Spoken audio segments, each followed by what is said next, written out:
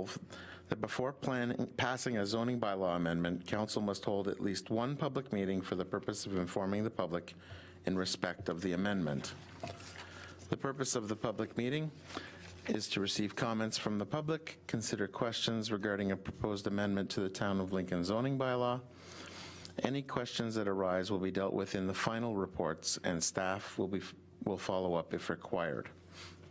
The Planning Act requires that before passing an official plan amendment, council must ensure that sufficient information and material is available to understand generally the proposal being considered, and council must hold at least one public hearing for the purpose of giving the public an opportunity to make representations regarding the proposed amendments. The Planning Act also requires that council advise the public that the Ontario Municipal Board has the power to dismiss an appeal if an appellant has not provided council with oral submissions at a public meeting or written submissions before any official plan amendment is adopted. If you wish to be notified of the decision, you must make written requests to the town's clerk. There's an attendance list over by the door for each public hearing, which we'd ask everybody present here this evening to sign. Everyone signing in on the list will automatically receive notice of council's decision. Members of the public who come forward to speak during the hearing are also asked to state their name and address and spell your surname for the official record. We stress that at this point, no decision has been made by council. We will take any comments received into account in their consideration of these items. After the public hearing, a recommendation report will be prepared by the Planning and Development Department, which will be considered by the Planning Committee at a future committee meeting. If approved by council at that future meeting, a notice will be circulated to all that have registered with an appeal period identified. So our first public hearing is for the purposes of a zoning bylaw amendments application submitted by 534754 Holdings Incorporated to permit a greenhouse as temporary use pursuant to Section 39 of the Planning Act. This is an extension of a previously granted temporary use to permit a greenhouse 0 meters from the property line, whereas 15 meters is normally required, and to permit the use to continue for not more than 3 years. We call upon Mr. Maloney to speak to the application for the greenhouse as a temporary use.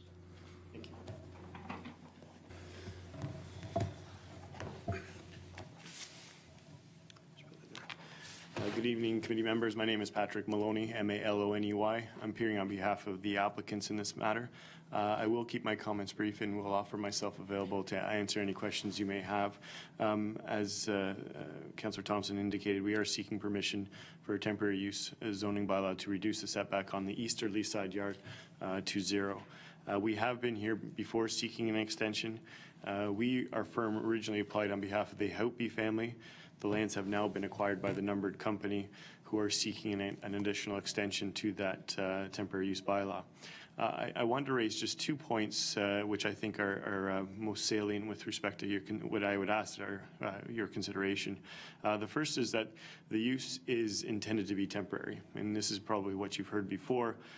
These are more like hoop houses and not your typical greenhouse buildings. They weren't intended to be permanent, but the buildings have held up pretty well over the years since they were originally constructed. So they have things like hydro, irrigation, some mechanical equipment in there, but they are intended to be more temporary as opposed to permanent. Once the buildings end their life, there is other room on the property to which other buildings could go. The second thing I wanted to point out is that the use is, in my view, compatible with the area. It's a greenhouse use, greenhouse operation. It complies with the zoning bylaw, and there are other greenhouse operations in the area. In terms of the location, it is a 0 setback, but there's about, according to my calculations, about 8 or 9 meters from the building to the edge of the gravel portion. So it's not like it's right on the road. There still is, I'll say 8 meters in terms of distance between the building and the edge of the road. So it doesn't, in my view, present a safety concern. As well, the most northerly part of the buildings are 9th Street slopes up to go over the railroad tracks, and the buildings would be below that as well. And there's guardrails and stuff stuff there. So we have reviewed the planning report, and although it isn't a recommendation report, it does provide some support based on the provincial policy statement and the various provincial plans and local plans, which we anticipate will find part of, or form part of a recommendation report in the future. So we respectfully ask that you consider our comments.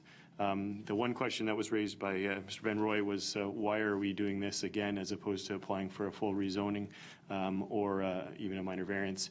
I think the answer is that these, with the new owners, the buildings, I guess there's a little bit of uncertainty as to what will happen, and if these buildings continue to maintain themselves or have the ability to maintain themselves over the years, then probably they may seek something a little bit more permanent. But at this point, they are meant to be temporary, so that's why I'm here. So subject to any questions you may have, those are all my submissions. Thank you very much, Mr. Maloney. Are there any questions from committee members? Councillor Foster? Yes, thank you, and thank you for that, Pat. I've sat through this. I guess this is what the fourth or fifth time now with the temporary, and it's not that I disagree with it. I think it's actually the wise thing to do, but you know, continuously as it's been going on, there's been a thought process that, you know, something's going to be done about this, and I'm assuming that there's no, you know, capital improvements that are going into this in any way, shape, or form that's there. It's just they are continuing to be the hoop houses that are going on. Is that correct? That's correct. Okay. I'm looking forward to that getting resolved somewhere along the line. So anyway, thank you. And quite honestly, through you, Mr. Chair, we come here, we pay $3,500 each time. Might as well just do it permanently, which is my recommendation to them. However, for the time being, we're asking for it to be a temporary extension. Yeah, that's a good point. Thank you. Councillor Jimmers? Thank you, Chair Thompson, through you to the delegation. I was kind of thinking the same as Councillor Foster. You know, you just keep coming back over and over and over for, you know, a renewal of this temporary approval. I'm sorry, I did have a question for Mr. Bruder. How many times can someone keep renewing this temporary situation? Because this has been going on for a lot of years. Is it endless? Is there a cap? Through you, Mr. Chair. Actually, I was just looking at that today myself. I was having a review of our Planning Act, and there is no stipulation in terms of how many times you can come back. So it's just, you just have to keep extending it on a 3-year maximum basis. I guess I'm just of the mind, if with the cost involved, it just would make sense to do the zoning and become a permanent building. Anyway, thank you. Thank you. Councillor McPherson? Thank you, Mr. Chair, and I will make it unanimous. You know, seeing this being renewed 3, 4, 5 times, it seems to be getting to the silly stage now. Question through you, Mr. Chair. How much life do we have left in the hoop houses? Through you, Mr. Chair, I don't think I can answer that fairly. I would have thought when I was here, it wasn't the last time I wasn't here, but at the time before that, I was advised that they were temporary in nature, that they weren't going to last that much longer.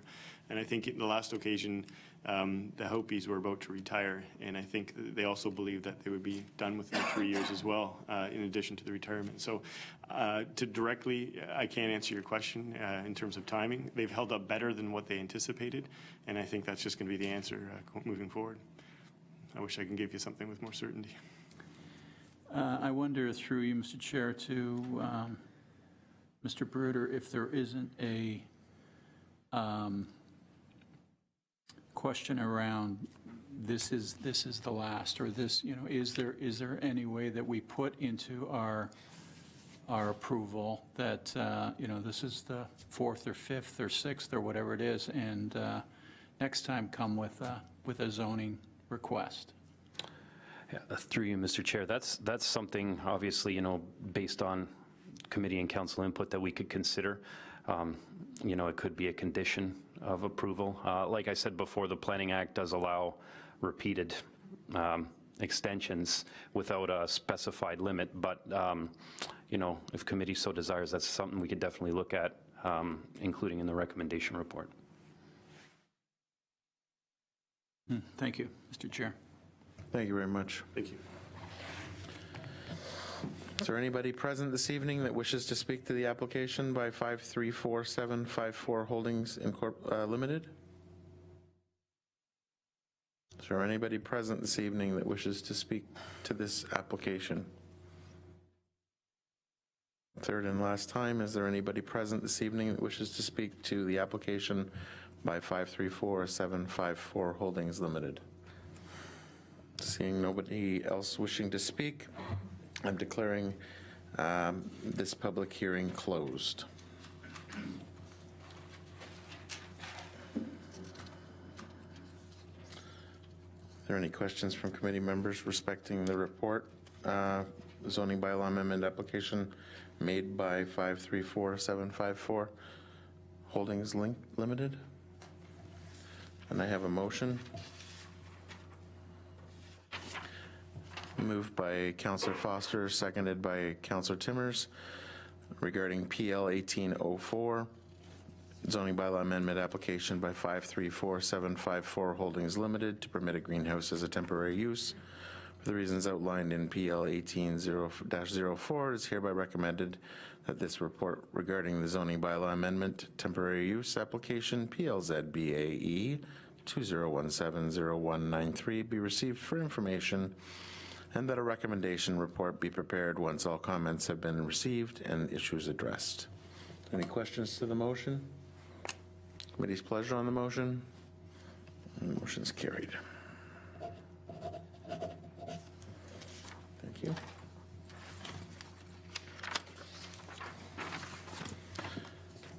Our second public hearing this evening is for the purposes of zoning bylaw amendment application submitted by Earthgood Canada Property Incorporated to permit the construction for a warehouse and storage facility. This facility will be used for the warehousing and storage of agricultural cultivation, flooring, and equipment. We're calling upon Jordan Vanderhoven from Upper Canada Consultants to make a presentation on behalf of his client, Earthgood Canada Property Incorporated. All right, thank you very much. Please go ahead. All right, just let me pull up the presentation real quickly here. So if you, committee members, if you'd like to switch to the input, then it'll give you some, the presentation there.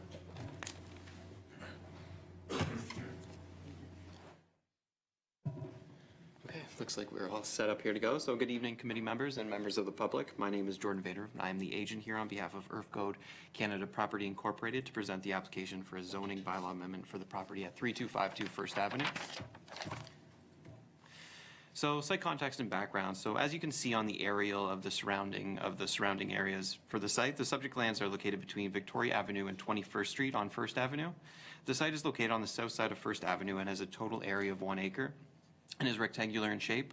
This lot was created through a severance earlier in 2017.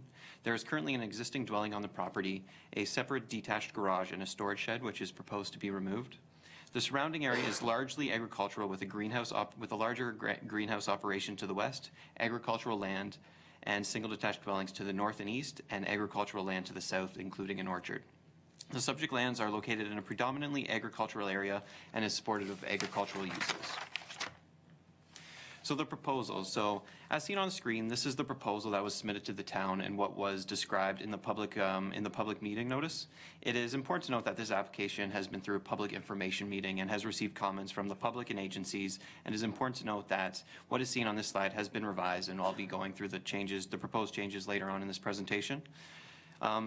For the purpose of this application, the zoning amendment proposes a 500 square meter storage barn that will be used for storing equipment, trailers, tractors, and additional equipment related to the installation and maintenance of agricultural cultivation floors, and mainly in greenhouses. The owners, Earthgood, are an agricultural cultivation floor specialist, and their products serve greenhouses in that Niagara region. The company representative is here today, and he will be providing more information about the company and their products, and the procedure and the intent/use of the proposed structure.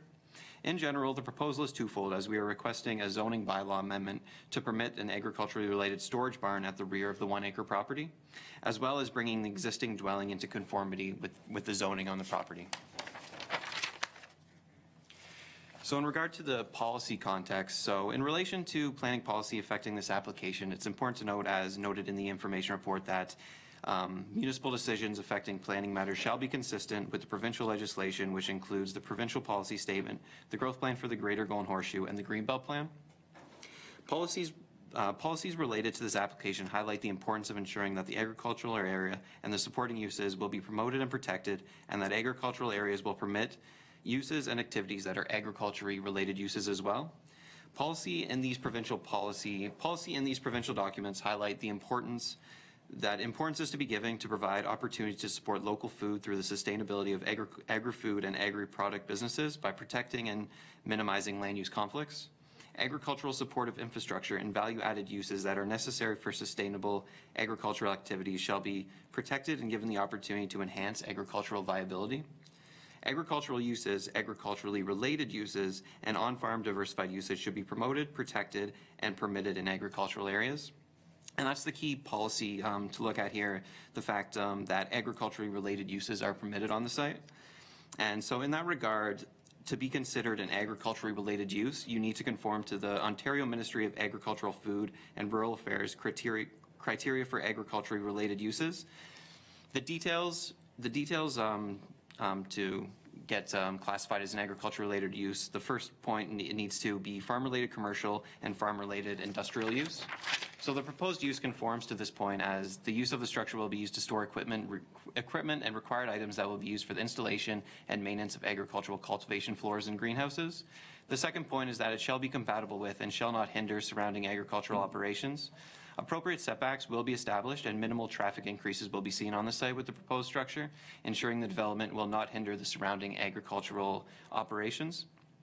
The next point is that it has to be directly related to farm operations in the area and support agriculture. That's kind of self-explanatory with the products being sold are agricultural cultivation floors. The next point is that it needs to provide direct products and or services to farm operations as a primary activity. So that will be the primary activity of the storage facility, is to provide direct products and services to greenhouses in the town and also the surrounding area. And then the last point is that it needs to benefit from being in close proximity. And having the location in the town of Lincoln is important for my client EarthGoat, as their services benefit the clients strictly in prime agricultural areas. There is already a number of clients located in Lincoln, and being in close proximity to these clients is important to the company. Additionally, saving travel time to and from the greenhouses they serve allow them to provide better services in a more efficient manner. So based on the points noted above, the use of the structure is considered agriculture related according to provincial policy. And then in the regional policy context, so the subject lands are designated as unique agricultural area in the regional official plan, which permits a range of agricultural and agriculturally related uses.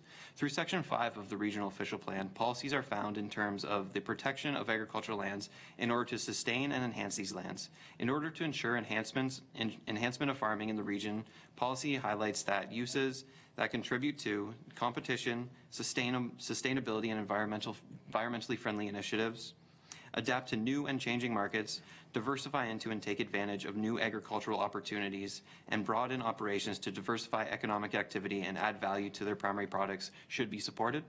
So overall, the proposed development will provide a positive benefit to the agricultural operation in the region and will add value to the greenhouses in the area, and the use of the storage building directly relates to the enhancement and optimization of crop cultivation. So, and then the policy context for the town of Lincoln. So the subject lands are designated specialty agricultural in accordance to the official plan. Specialty agricultural lands are recognized for their unique ability to produce certain crops and for the importance in the region, provincial, and town economies. And the official plan reiterates that agriculturally related uses are permitted if they are related directly to the farms in the area. Additionally, one of the official plan's primary objectives is to promote Lincoln as a center for excellence for agriculture and attract a full range of businesses linked to or supportive of food and farming and all related activities. Overall, the proposed development conforms to the policy of the official plan, as it is an example of an agriculturally related use, and the use of the structure will provide direct services to greenhouses, primary operations as a primary activity. In addition, throughout the time that EarthGoat has been in the town of Lincoln, they have served a multiple number of greenhouses in the town and even more throughout Niagara region. And the uses of the structure will solely be used for the storage of the equipment related to the installation of agricultural cultivation floors. In regard to the zoning, as noted before, the proposal is subject to a zoning bylaw amendment to permit the proposed storage barn. The zoning amendment for the structure in our original application includes increasing the permitted lot coverage from 15 to 20%, permitting an agriculturally related use as a permitted use, as the bylaw has not been updated to accommodate this in the agricultural zone. And we originally came in with an interior side yard setback of 4 meters and permit a minimum separation distance of 4 meters from existing structures on the site. It's important to note that these last two zoning requests have been reviewed, and I'll be discussing this further in the presentation. And additionally, since we are bringing the zoning amendment forward, we also are requesting some additional minor zoning amendments to bring the existing dwelling into conformity with the zoning bylaw. But it's important to note that no physical change will happen at the existing dwelling. So I guess just to go back a little bit, so with all being said, the above site plan was our original zoning amendment request. This was the drawing that was submitted to the town and was circulated to members of the public and other agencies.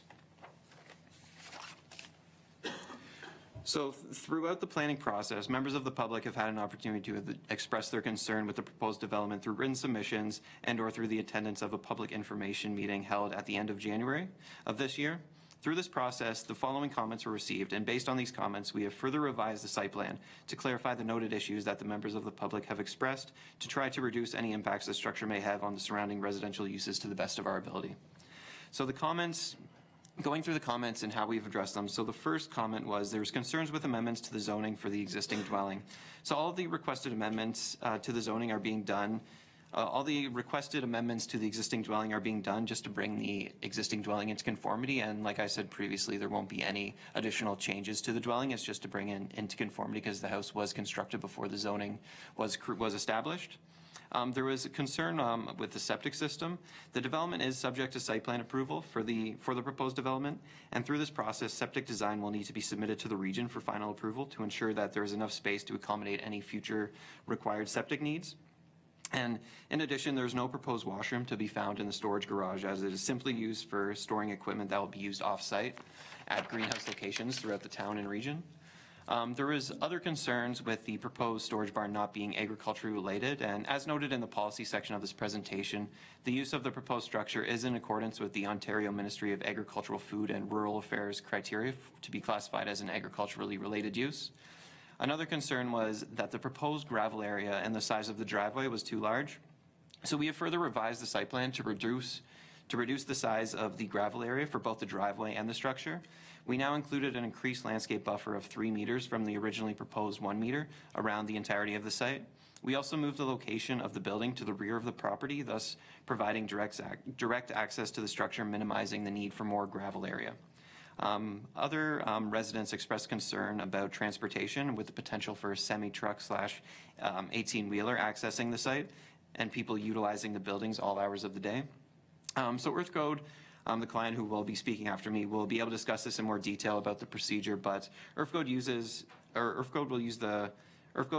for the installation and maintenance of agricultural floors, involves direct delivery to the greenhouses in which they are serving. There will be no large 18-wheelers accessing the proposed storage garage. The only vehicles that will be utilizing the structure are pickup trucks and trailers. Another concern was drainage issue. So similarly to septic concerns, through the required site plan agreement, a stormwater management report will be required for the site. The town will have to provide final clearance to this report, as it will need to conform to the town standards for the accommodation of stormwater runoff and other issues. Additionally, the owner intends to install rainwater collection barrels for the proposed structure, thus further reducing the amount of runoff for the site. And then the final point was they were concerned with the location, size, and massing of the building. Residents expressed concern with the building being directly behind the existing garage, not meeting a 6-meter side yard setback, and not providing adequate buffering from the neighbors. To address these issues, we moved the building to the back of the lot and provided a 6-meter side and rear yard setback. Additionally, we will be planting a row of evergreen trees to provide screening from the neighboring residents in our best effort to screen the building from the neighbors.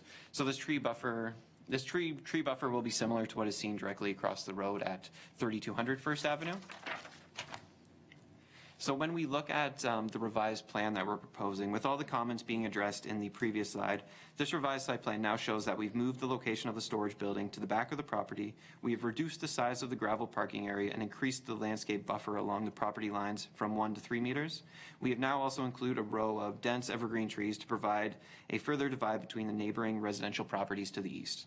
It is our intention with this revised site plan that we aim to reduce any impact that the structure will have on the residential setting along First Avenue, as we aim to have the structure hidden to the best of our ability from the road and from the neighbors. Additionally, it is important to note that the surrounding agricultural operations to the south, east, and west is an orchard, along with a large greenhouse operation to the west, which will also provide additional buffering for the proposed structure. So we've done a quick concept mock-up of what the building will potentially look like in terms of size and scale. So this image on the screen is an elevation of what the building will look like in terms of color and scale to a certain degree. The building will be 20 meters wide by 25 meters long, and will have a height of 20 feet or 6.1 meters, which will be gradually reduced to 18 feet or 5.5 meters along the side of the building. The structure will include 1 bay door and 1 access door, and no proposed washroom will be proposed on the structure. So in conclusion, I just wanted to reiterate that the use of the structure is considered an agriculturally related use and conforms to provincial, regional, and local legislation. The requested changes to the zoning are to permit an agriculturally related use for the storage barn, increase the permitted lot coverage by 5% from 15 to 20%, and establish a 6 meter setback from the side and rear property line. Additionally, we have taken the comments that we received from the members of the public and agencies into consideration and have revised our plan accordingly. With this being said, I'm open to any questions from committee members or members of the public, or it may be best benefit if the representative of the company speaks first and we could answer questions at that point. Yeah, actually, Jordan, thank you very much for your presentation. Perhaps Peter could come forward and you could introduce Peter, and if Peter would be kind enough to spell his name and whatnot for the clerk, that would be fantastic.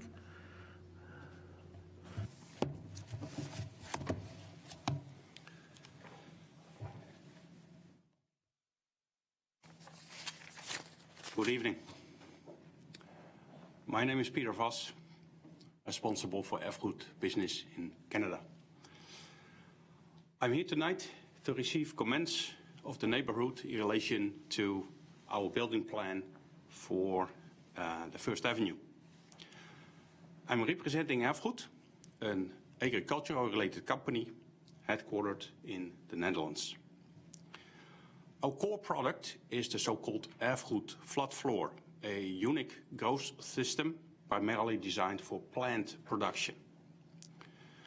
The company's philosophy is to install sustainable solutions which positively contribute to the environment. This philosophy determines the features of our product. Recirculation of water and savings on fertilizer and energy are just a few examples. Moreover, this philosophy steers our day-to-day business in our company. Our target clients are pot plant growers. Greenhouse businesses around the globe benefit from the natural growth environment which Erfgoed delivers. Since the number of North American customers is growing, we decided to have a service location here in Lincoln, being more close to our Canadian customers. We've chosen for this strategic location because of its agricultural character and the concentration of horticulture activities. One of our key employees immigrated to this place last year. His responsibility is to manage the projects here in the region. The company actually bought a house for him at the First Avenue. Over the last years, Erfgoed has been renting a storage barn at the Cherry Avenue. Since we have our own property now, it's our desire to have our own storage place at our own property. I want to emphasize tonight that the barn is meant for storage.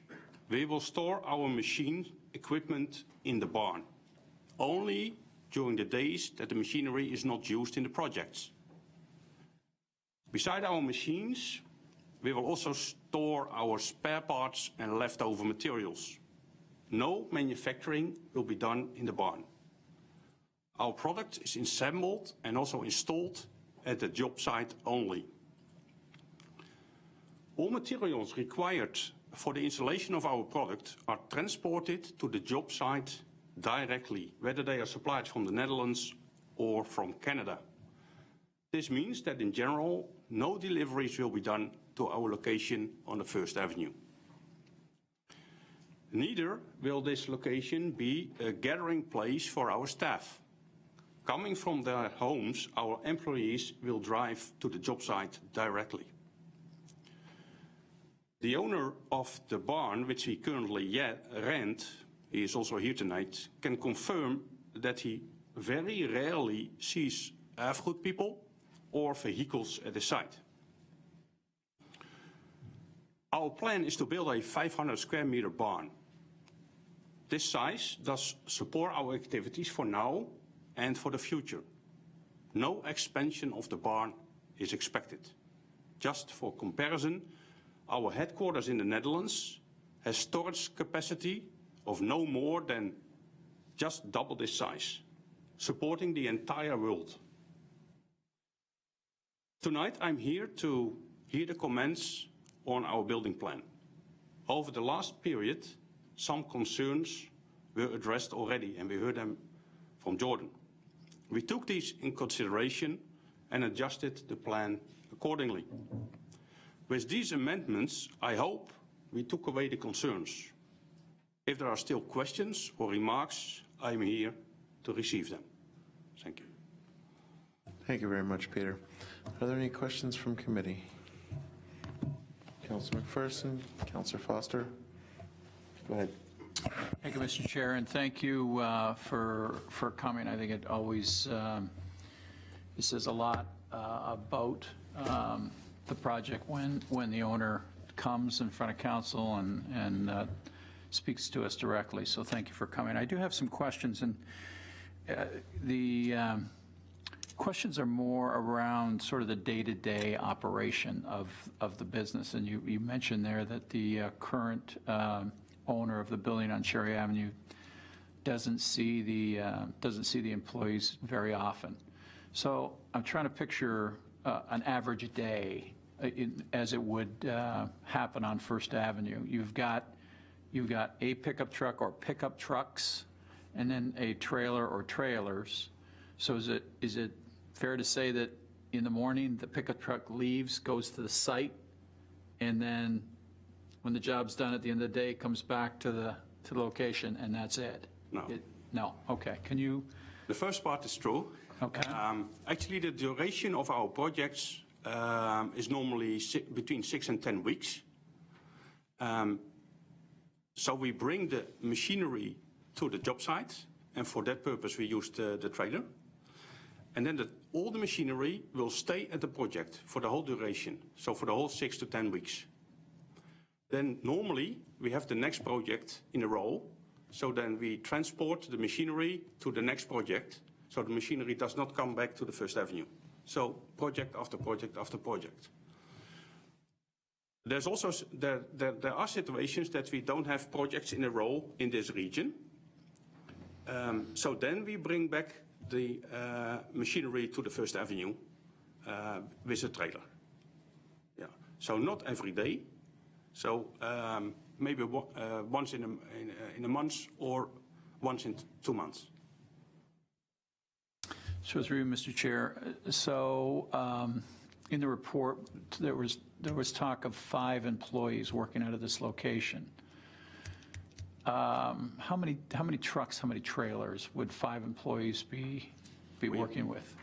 We have 1 truck and 1 trailer. 1 truck, 1 trailer. Yeah, no more. So it's fair to say that the trailer could go and be gone for 10 weeks and then come back, be there for a couple of weeks or a week and go back out. So, Yeah.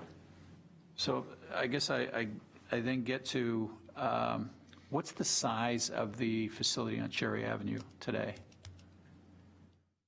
That's a good question. I should ask the owner of the barn. The size, Chef? At the moment, you're using about 200 to 300 square meters.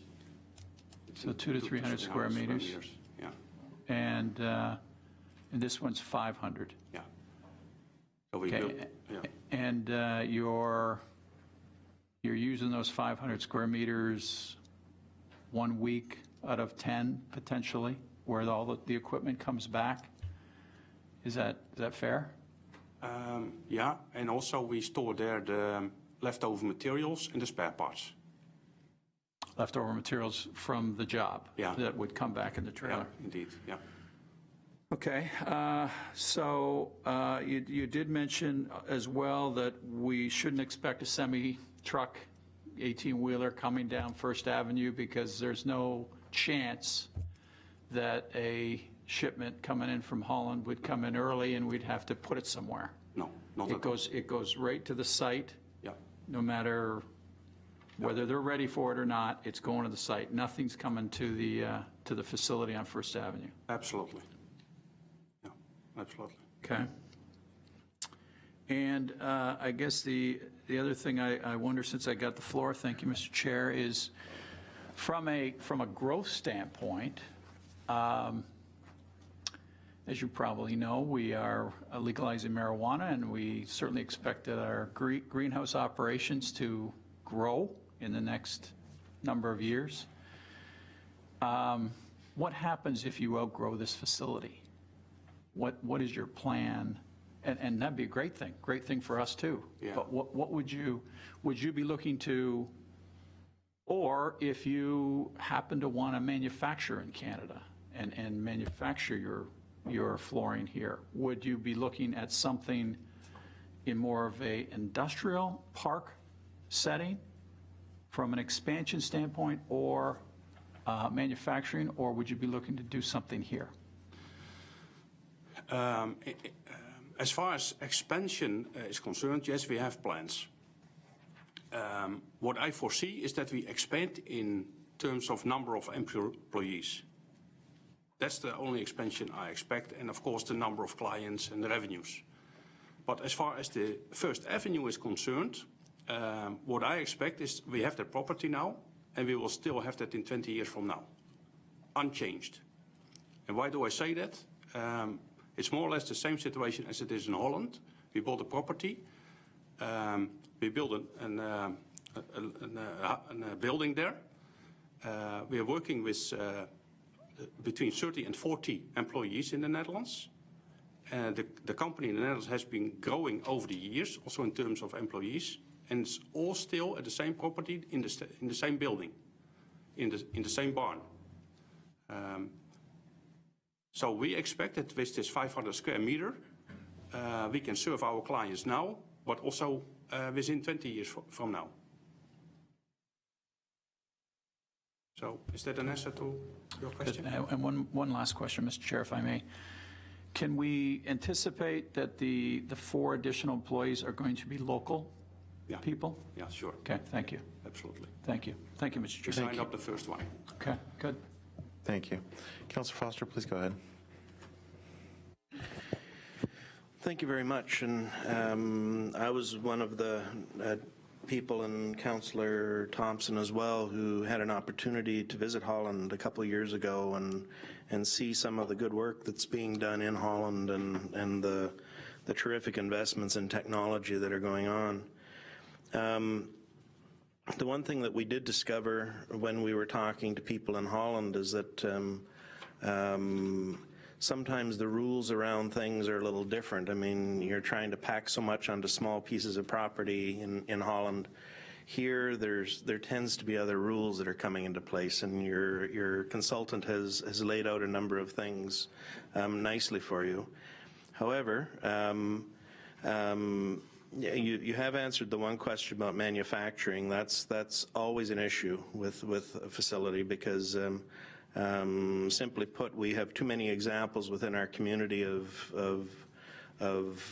businesses that start out with all good faith doing one thing but ending up doing another. So, and you said there's going to be no assembly going on within that as well.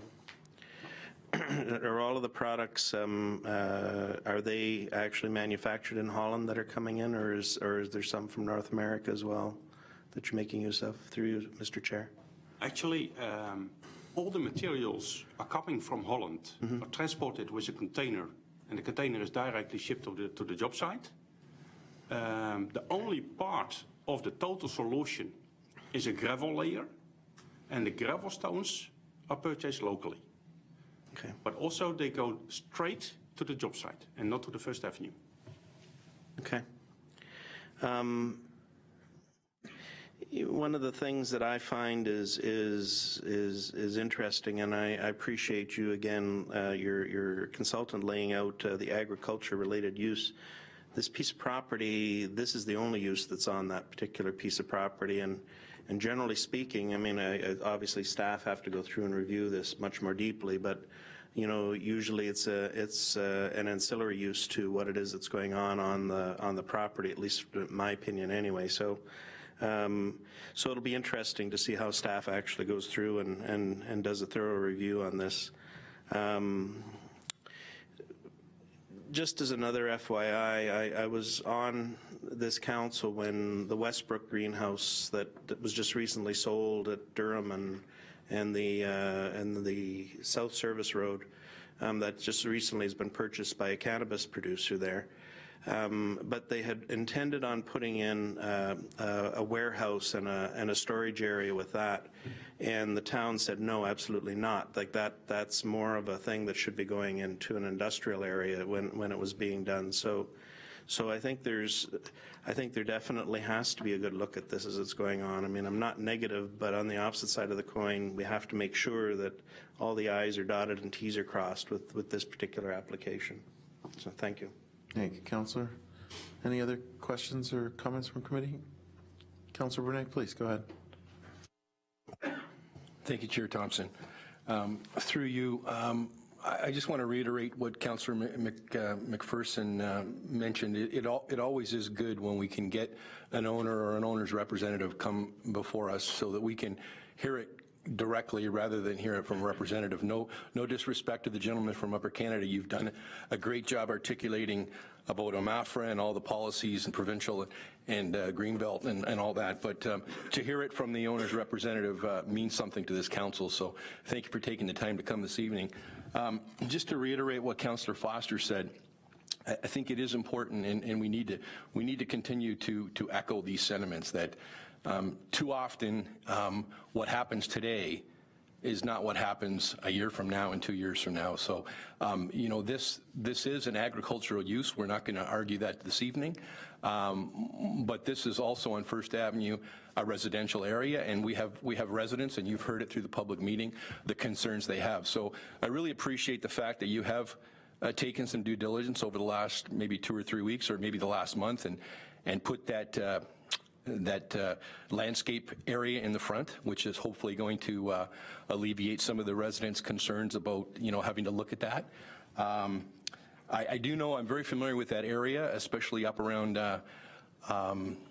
21st Street, and I'm glad to hear the gentleman from Upper Canada talk about, you know, as we move forward, this in the site plan approval, the septic will have to be approved by the region, and that is a very wet area over there. So, you know, if I was a resident over there, I'd be very concerned about stormwater runoff and drainage, and you've mentioned that will have to be discussed at the site plan approval as well, because those people over there, their pumps are running 24/7, 365 days of the year. It's a very wet area, so it's a concern. So I'm glad that will be looked at. So, you know, all in all, just one question through you, Mr. Chair, to the gentleman from Upper Canada or to the representative. You mentioned that you are going to put the dwelling further back from the road. No, sorry, the dwelling won't change. Oh, sorry, the proposed storage structure? The proposed? Yeah, so with our revised plan, if you look at I guess pulling up this was what we originally submitted. If you look at your screen and you see it kind of right behind where the existing garage is, and what we are proposing to do is put it to the back of the rear of the lot, just to provide additional screening from the neighboring residents. And So what is that distance that you're moving it back? it's about 30 meters. 30 meters. Approximately, I don't have the exact number. So approximately 100 feet. Yeah. Thank you very much. Maybe can I something add? Certainly, go ahead. Actually, talking about, let's say, the the road and the residential, what you told. When I entered the First Avenue, I feel a bit like home. Why I'm saying that? Our company in the Netherlands is positioned in a similar way. It could have been a copy of the First Avenue. And when I drive there, what do I see there? I see greenhouses. And we are in the midst of greenhouses. We are in the midst of an agricultural environment in the Netherlands. And when I go through the First Avenue, I'm feeling kind of the same. I see greenhouses and I think, well, that's the place where we should be. And I appreciate that comment, but, you know, as a resident that lives in that area, you know, a lot of the concerns up until this point, I'm not saying that as we move forward and some of the things you've said tonight maybe do not set people better at ease, but a lot of people have concerns until tonight, you know, that there was going to be 18-wheel vehicles and there'd be a lot more traffic. So, you know, if people are living in that area and worried about trucks showing up at 6 o'clock in the morning or coming in the middle of the night, that would be a concern. You've done a good job, hopefully, of alleviating those things. So thank you very much for your time. Thank you very much, gentlemen. I appreciate you giving us all this information and the adjusted sketch. You're welcome to sit back down in the gallery. Thank you. So just as a reminder to folks that are here in the gallery, there is an attendance list over by the door for every public hearing, which we'd ask everybody to sign so that they'll automatically receive notice of council's decision. And members of public who are planning to come forward to speak at the hearing, please remember to state your name and spell the last name and address for our records, please. So is there anybody else wishing to speak to this application this evening? If you want to come forward.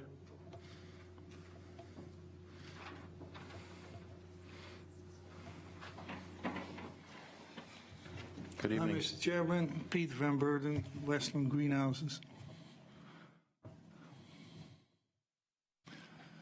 I, after a study, looked at the floor that these people are building, and I was very impressed with it.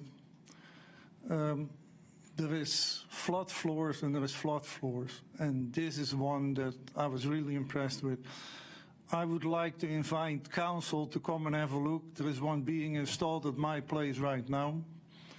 You can see what happens and what doesn't happen. And I can tell you all the containers that come from Holland were unloaded at my place. You don't want to reload them. That's all I can say. I was very impressed with what they're doing. Like I say, you can come and have a look at it tomorrow, next week, month from now. Thank you very much. Any questions from committee? Councilor McPherson?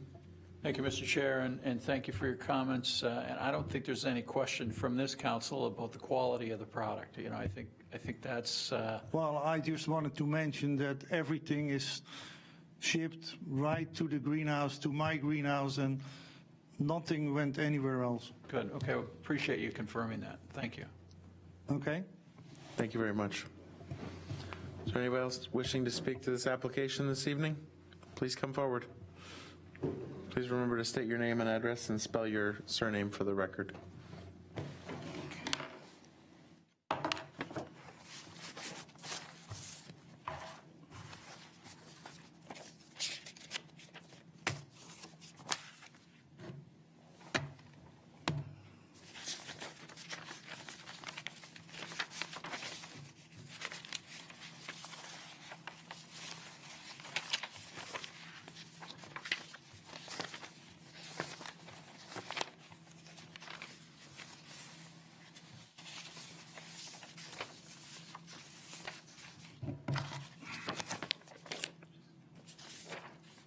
Too many papers there.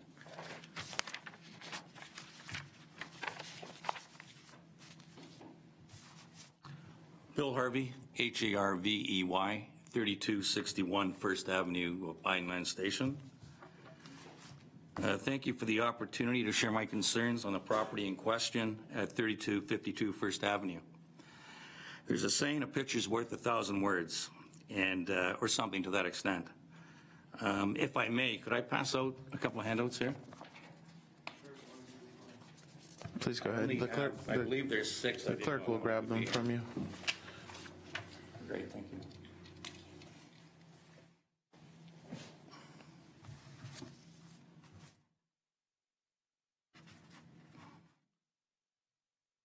This article was, an article and picture actually, was in our local paper dated October 10th, 2017.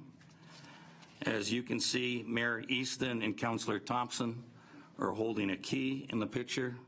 I presume that's a key to the town of Lincoln, and on the announcement of Earthgood expanding to the town of Lincoln. Some of the wording and obviously the article is very worrisome and concerning to me. Feel free to take a look at that article. You've probably all seen it. I just want to read, if I could, while you look at that article, 3 quotes. And this was dated October 5th when I got this offline, and actually it was from September 28, 2017. Quote, Earthgood's decision to invest in Lincoln sends a clear message that our community has a lot to offer.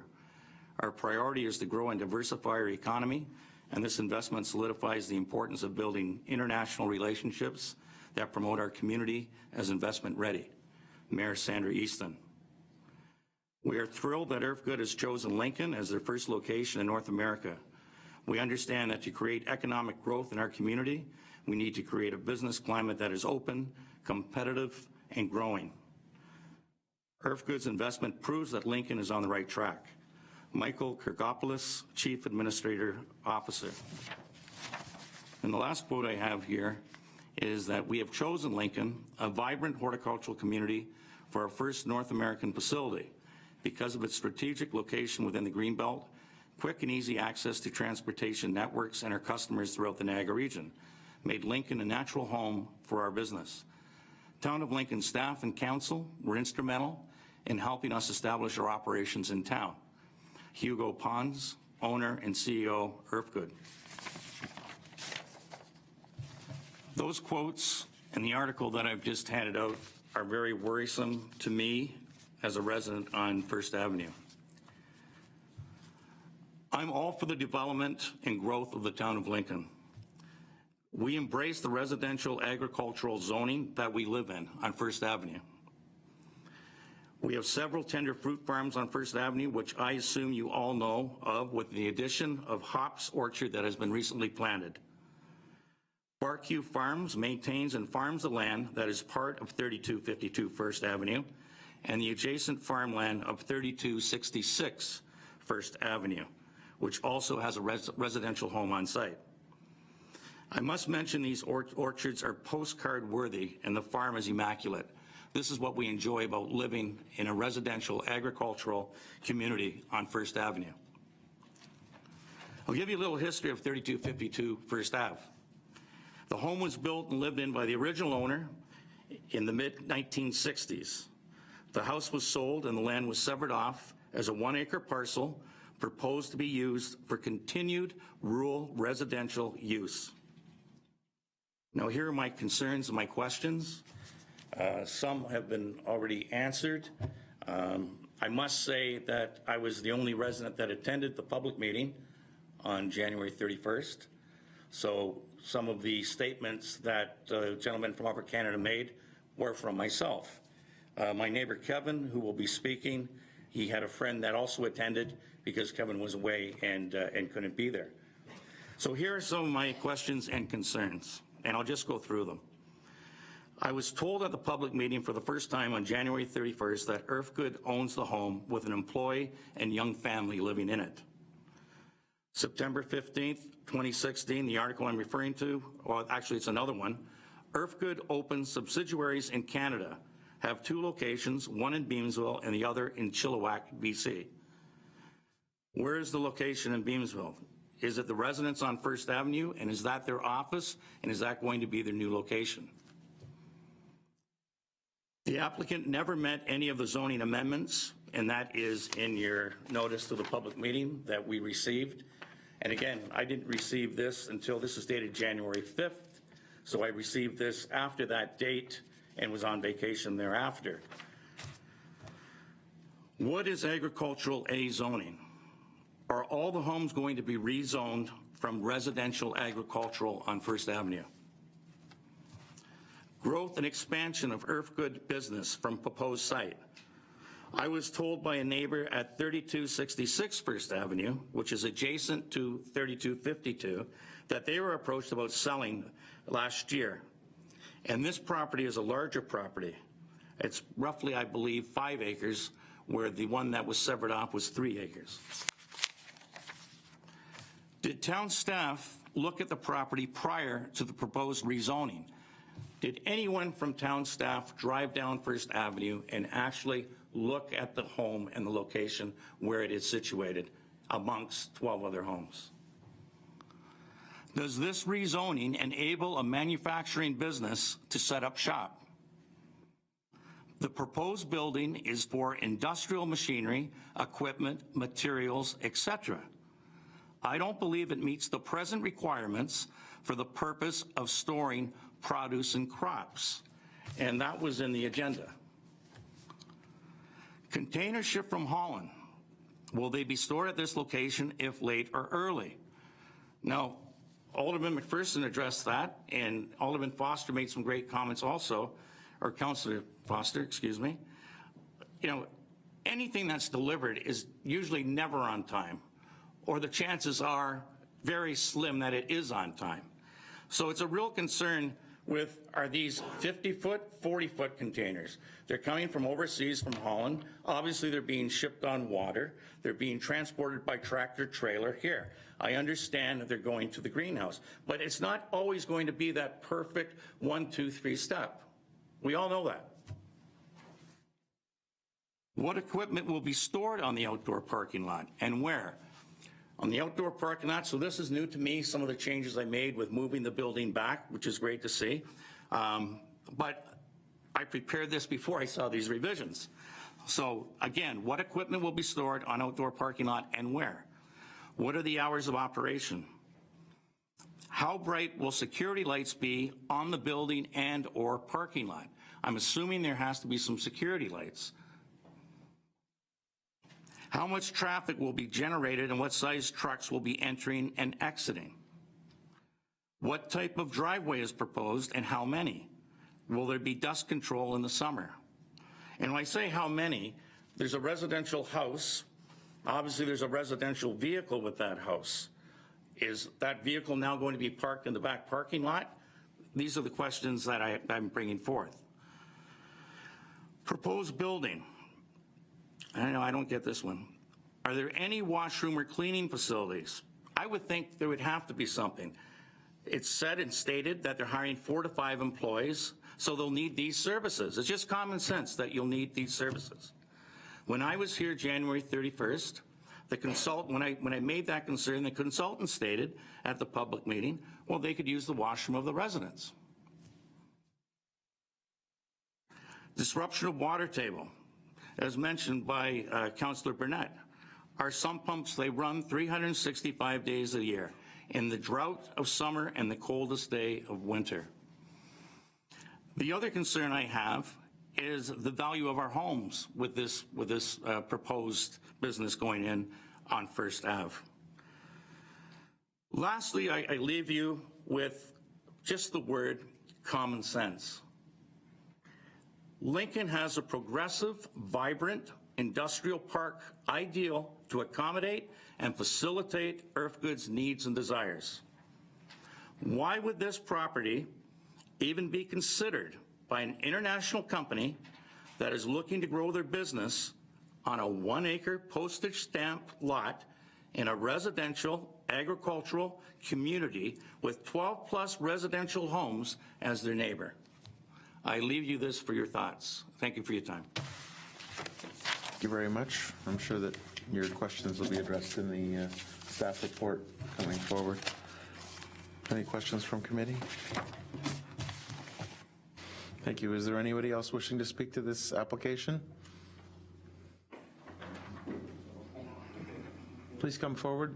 state your name and address for the record.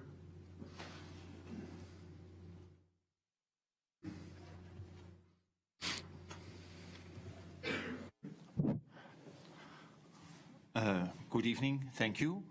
My name is Chef van den Berg. I am the owner of the barn and greenhouse on Cherry Avenue. So I'm the landlord of Erfgoed at the moment. And I can confirm what they are stating over here, that because they are on my property for about a year and a half, and I haven't seen one 18-wheeler all this time coming in to drop off stuff or picking up or whatever. The only thing I've seen is a pickup truck and a trailer, and they are on my property sometimes 2 times a week. Sometimes I don't see them for 4 weeks. There's nothing going on, and that's my experience so far. Thank you. Thank you very much. Could you spell your last name for the clerk, please? V-A-N-D-E-N-B-E-R-G. Thank you so very much. Any questions from committee? Thank you, sir. Okay, you're welcome. Is there anybody else wishing to speak to this application this evening? Is there anybody else wishing to speak to this application this evening? Third and last time, is there anybody else wishing to speak to this application this evening? Seeing none, I'm declaring this public hearing closed. Thank you for your comments. There won't be a decision on this evening. It'll be brought back at a future meeting from after the staff report has been created.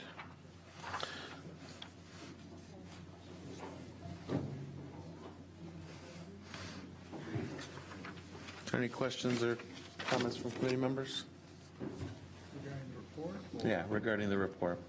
Go ahead, Councillor. Thank you, Mr. Chair. And in question, just to clarify for me, as I understand the zoning bylaw amendment, the one part of the zoning bylaw amendment is to bring the house into proper zoning.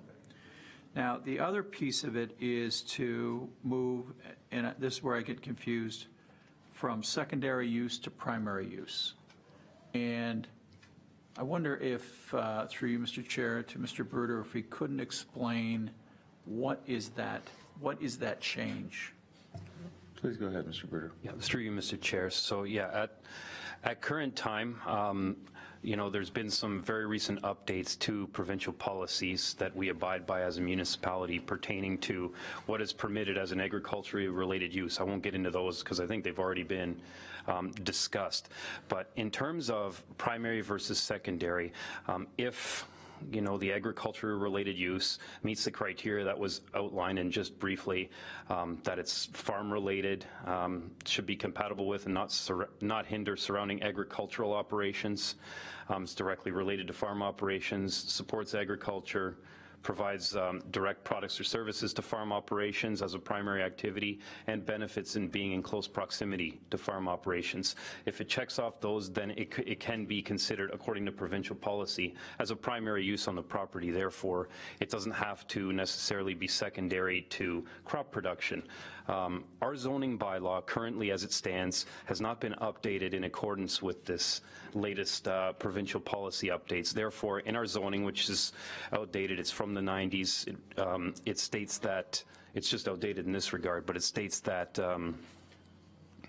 you know, uses of this kind, you know, if there is storage on the property and it's not related to produce and it's not secondary to an agricultural use, i.e. crop production, then a zoning bylaw amendment is required. And that's why this application is before you today, because as I mentioned before, this would be a primary use and it would be in relation to farm operations in the area. So I hope that answers your question.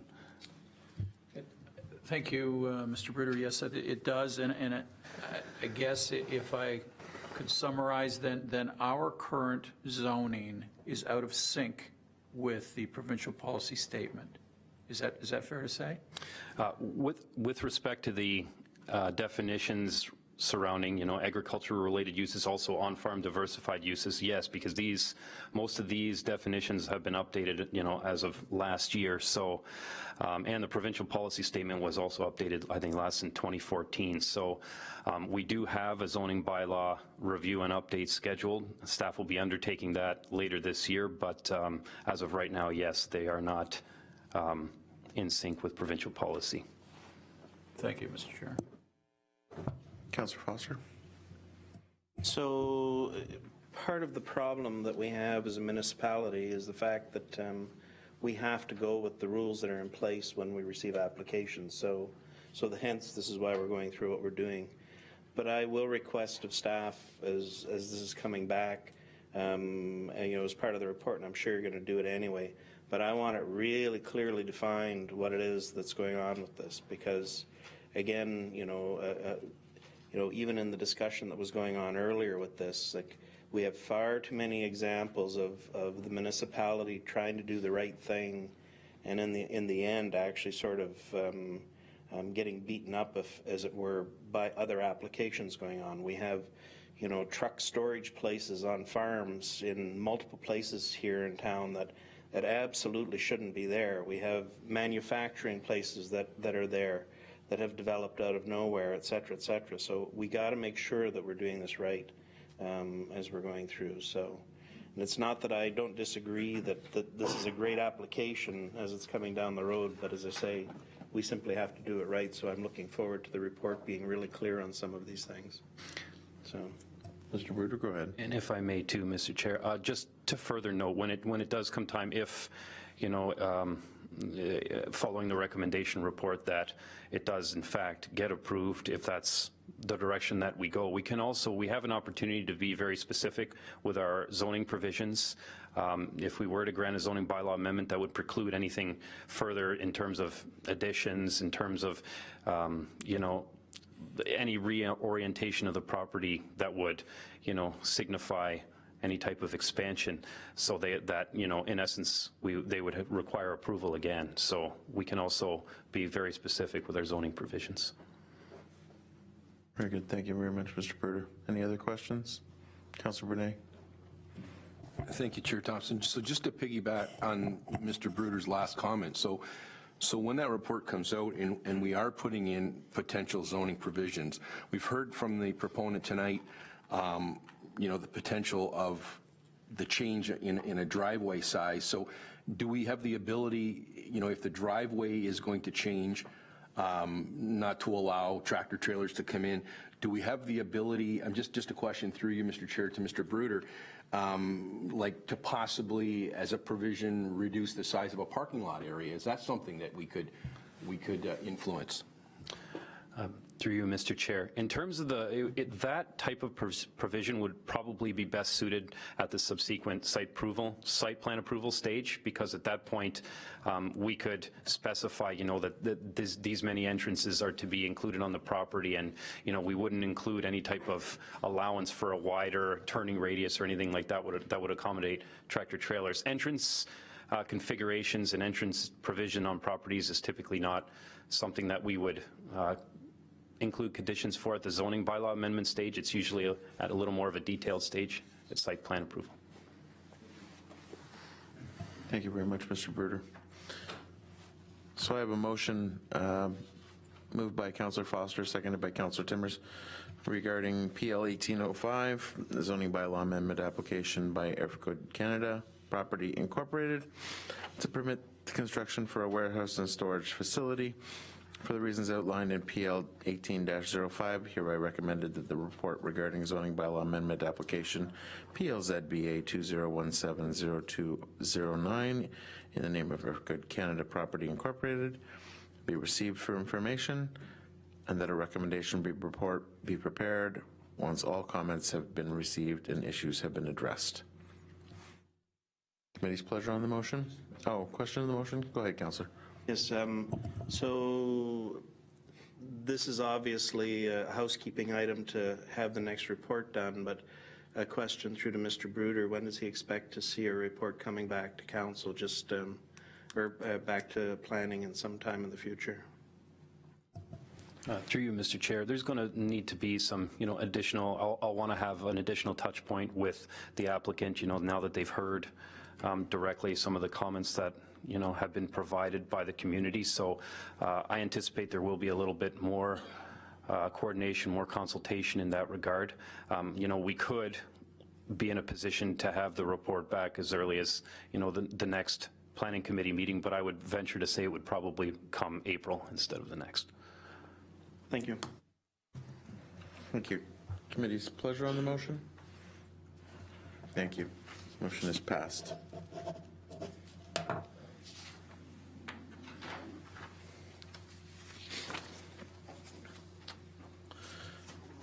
There are no delegations this evening. There's no correspondence this evening. We'll get right into the reports section. Report PL 18-06 Building Activity Report for October to December 2017 and 2016 to 2017 Building Activity Comparison.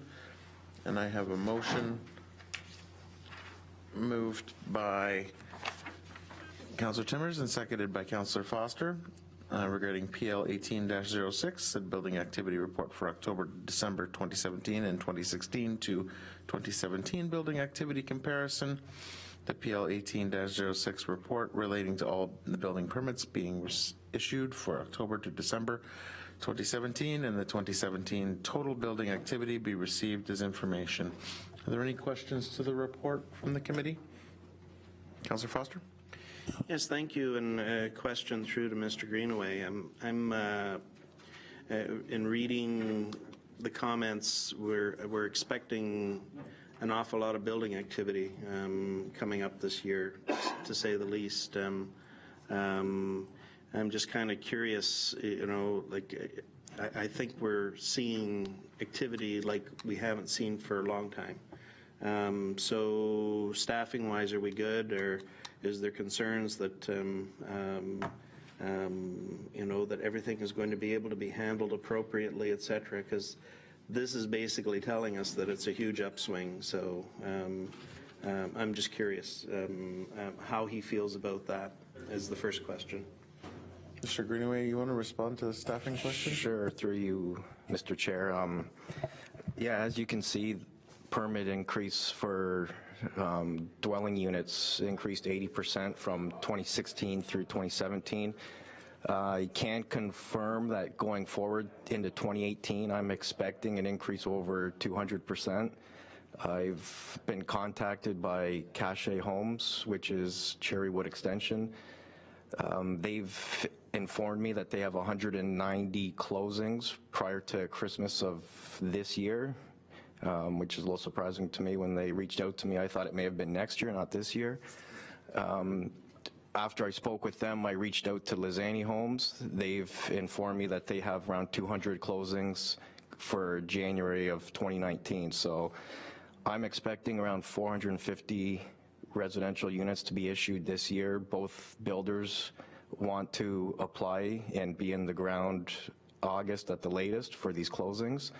So I've sat down with our director and CAO, and we're going to approach them and let them apply for their permits prior to site plan being approved, so that we'll be able to have the permits ready in hand for when the subdivision's ready to go. We've also done a 2-year contract for a plan examiner counterperson to come in and help us with the permit loading. So yeah, I think we're sitting pretty good for this year. Thank you, Mr. Greenaway. Mr. Councillor Foster? Mr. Councillor, I'm going to go down the road with a couple of other questions with this. One is the software system that was put in place some time ago to aid within the planning department. This has always been a bit of a bane in both mine and possibly at least one other councillor around the Horseshoe. So A, is it being being made use of? Because there are features within that hopefully are there to do some extremely good work when it comes to things like the applications process and let's plan our site inspection, et cetera, et cetera, et cetera. Like, is that being used, or is that still sort of not being used? Mr. Bruder, would you like to answer that question? Sure. Through you, Mr. Chair, the answer is yes, it is being used. It's being used to help schedule the examinations like you discussed. It's also been brought up, in terms of planning and, training exercises too. Kathleen's been very diligent lately in terms of providing staff with the information they need to properly, input the applications and whatnot in the system. So that type of training's been ongoing with staff, including myself. So we've been becoming much more acquainted with the system. Mr. Greenaway, you have a comment to this as well? Yeah, through you, Chair, to Councillor Foster, just to piggyback on Mr. Bruder's comments. The home builders have also registered for using the online software, and what I'm hearing from the builders, it's their finance departments that like it more so than the guys in the field, because their finance department can track their deposits and see where their money's being held up, and they pressure us to close off the permits and get their deposits back quicker. Thank you. Go ahead, Councillor. Yes, thanks. And I'm obviously not staff, but I do find this whole thing around the planning process and what that was designed to do, like being able to tie together things and move them along and try to cut down on the heavy-duty amount of paperwork that's going on within your departments as well. So I really, truly do hope that it's being made use of, because if it isn't, I'm foreseeing that we're going to be in this huge quagmire come the end of this year as we're trying to wade our way through, 400 properties all being brought online at the same time. And just one last question, and it's the one I always like to give to Mr. Greenaway. So one thing that I should take away from all of these stats that you've produced here, what's the one big thing you're worried about, or what's the one big thing that you think is terrific? And you can answer in whichever way you want. Mr. Greenaway? Through you, Chair. My worrisome heading into 2018 was that we would receive about 400 to 450 applications probably the second week of July, and with the building code regulations, that gives us 10 business days to issue them. So I'm glad that the builders have reached out to us already and asked if they can submit earlier, and that waives their 10-day requirement, and we won't be bombarded with over 400 applications, which would probably be, I'd say, 40 to 50 to 60 banker boxes coming in and them asking for them within 10 days. That'd put tremendous strain on Public Works, because they review the grading plans, and Planning Department that review the zoning for every unit. Very good. Thank you very much. Oh, Councillor Foster wishes to have the good news too, please. Job security. Councillor. Go ahead, Mr. Greenaway. Well, that, I guess, was the good news, was that they were applying early and not waiting for the last minute. Thank you, Mr. Greenaway. Appreciate it. Anybody else with any questions or comments? Thank you. I've read the motion moved by Councillor Timbers and seconded by Councillor Foster. Committee's pleasure on the motion? That motion's carried. The next report we have is PL 18-07, Bill 7, Promoting Affordable Housing Act 2017, provincial release of draft inclusionary zoning regulations. And I have a motion moved by Councillor McPherson and seconded by Councillor Timmers that PL 18-07, Bill 7, Promoting Affordable Housing Act 2017, provincial release of draft inclusionary zoning regulations report be received for information. Is there any questions to the report from committee? Councillor Foster? Yes, thank you. Yes, thank you, Mr. Chair. So of course these are still drafts. So the province is essentially doing the typical let's throw it out there and see what sticks and goes forward.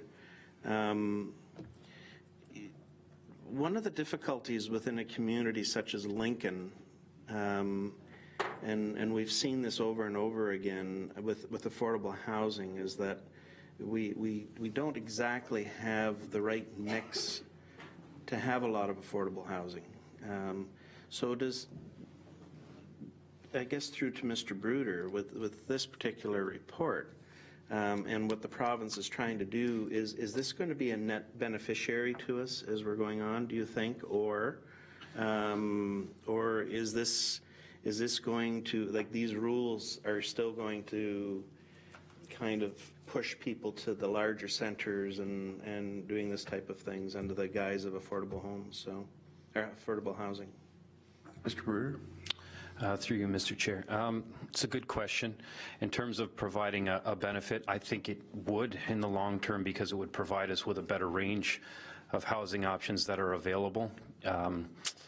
And this is something we're always striving for. We're including it in our secondary plan policies that are coming forward, trying to provide that better spectrum of housing options, including those that are affordable. I will say there is a certain requirement in there that, you know, if we're looking at things like subdivision applications or whatnot, you know, I think the guidelines say that, you know, 5% of the available units would have to be, you know, if we included some of these inclusionary zoning guidelines, 5% of the units would have to be of the affordable nature.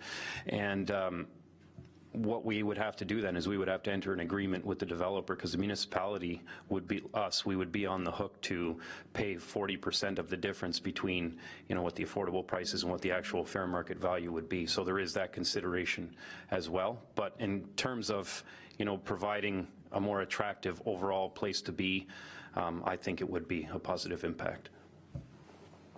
Thank you, Mr. Bruder. Any Councilor McPherson?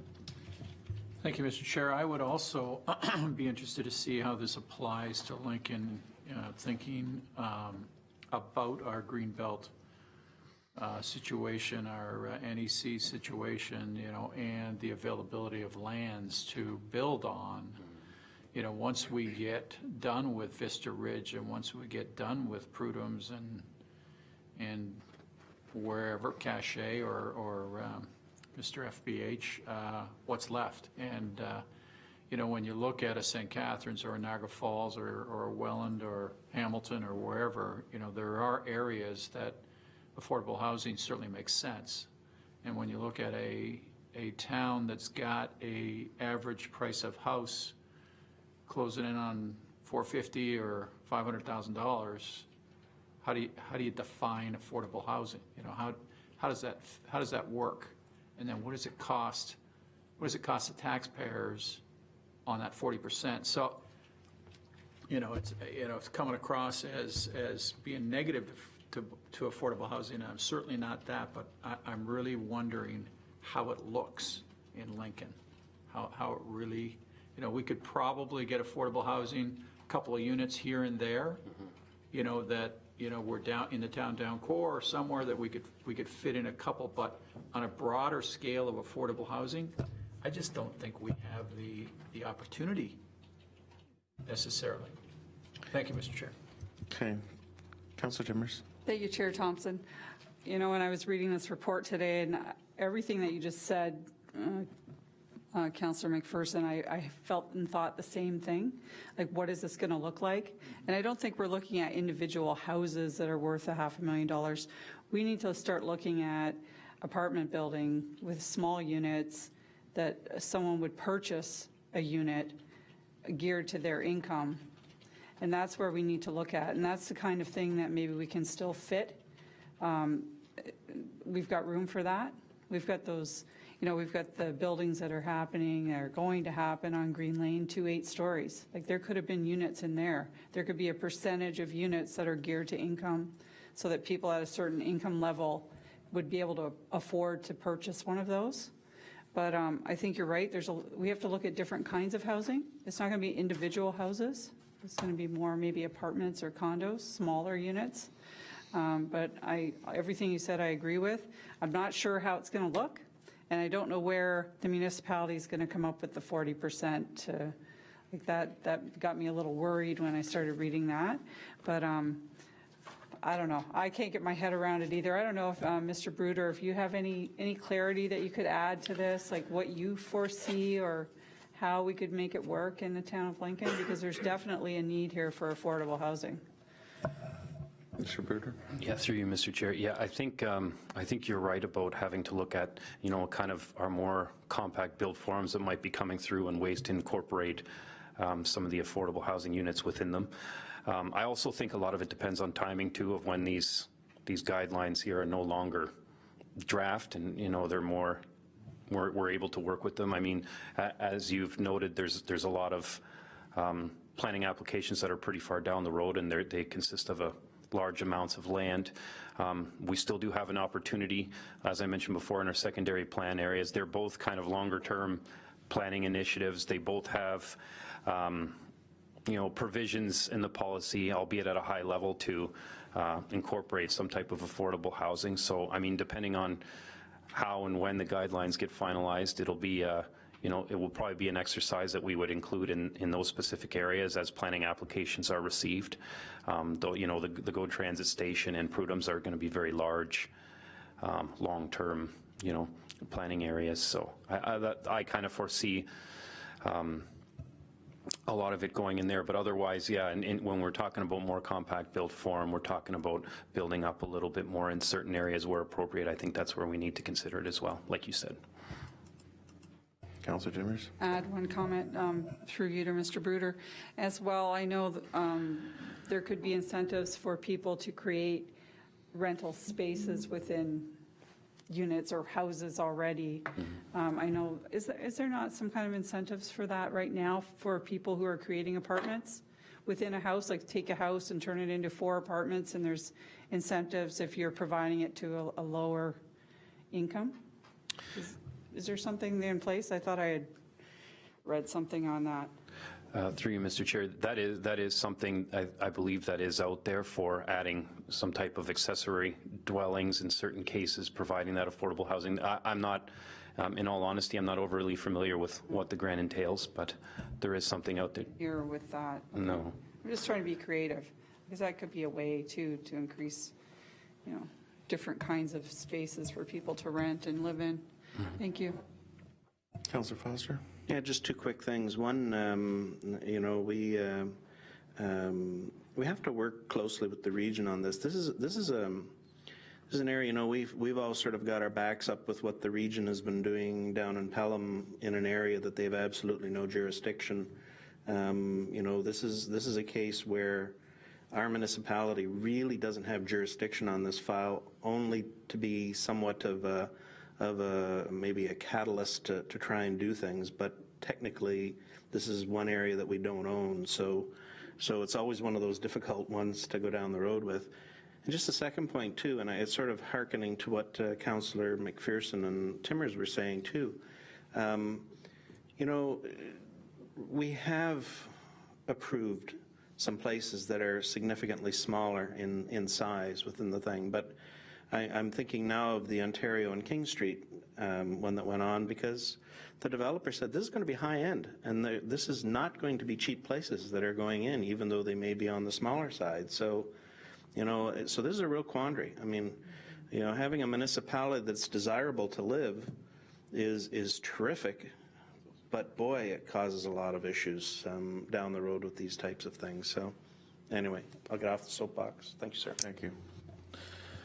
So I've read the motion, moved by Councilor McPherson and seconded by Councilor Timmers. Committee's pleasure on that motion? Thank you. The motion is carried. Next report on the agenda this evening is Bill 1808, PL 1808, Bill 139, Building Better Communities and Conserving Watersheds Act. I have a motion moved by Councillor Foster and seconded by Councillor McPherson regarding PL 1808, that Bill 139, Building Better Communities and Conserving Watershed Acts, that PL 18-08 report be received for information. Are there any questions or comments to the report? Councillor Foster. Just a quick thing. Mr. Van Rooy is the one who's created this for us, and I know he's really excited to give us just a quick 1-paragraph synopsis, because he would really like to say something to us at the Planning Committee. Thank you, Councillor, him say for that earlier. encouraging Mr. Van Roy to do that. Mr. Van Roy, would you like to respond to Councillor Foster? Through you, Chair, to respond to Councillor Foster's question, I'm glad that someone reads those reports. Basically, the land use appeal system is changing for Ontario. The OMB is going to be renamed to the local planning appeal system, and there are some minor planning regulations that are changing. So essentially, the appeal periods are changing for zoning bylaw amendments, minor variances, consents, that sort of thing. That's a short synopsis for you. Thank you for the brief overview, Mr. Van Roy. Does that suffice, Councillor? Oh, sure. Excellent. Any other questions? Councillor McPherson? Just a comment. It appears, and I'll look to the more tenured councillors here, Mr. Councillor Foster, that this would be a good thing for us in that, I think that the decision-making is going to be made without a hammer over your head. There is still an appeal process, but decisions that are made at the council level are going to stick more often, and there's not going to be that threat of, the OMB. Is that a fair statement? Through you to Mr. Bruder or Mr. Van Roy?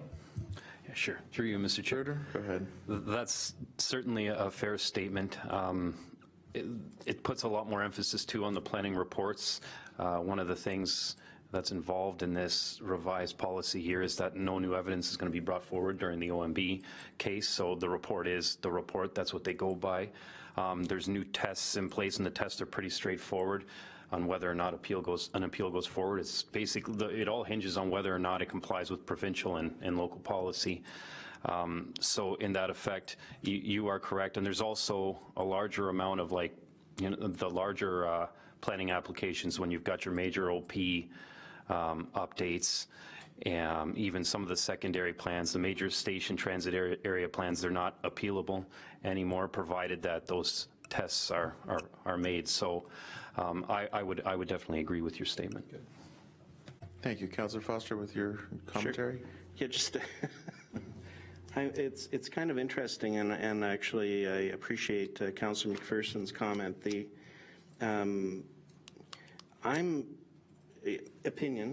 I've always been one that's actually been in favor of the Ontario Municipal Board and the way things have worked. As a municipality, we have made use of the Ontario Municipal Board, both as a municipality, to end up making sure that planning issues were correct. And legitimately, developers have come to us stating, like, you guys are nuts, you need to go and change what it is that you're doing with this.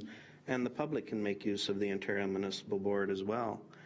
And this has been a big discussion at AMO. I mean, the board meetings and stuff that I'm at with this has been a prime topic for quite some time, and there's a lot of input that the AMO has been given to it as well. But it all comes down to this vague notion of autonomy for the municipality to make better decisions for the municipality.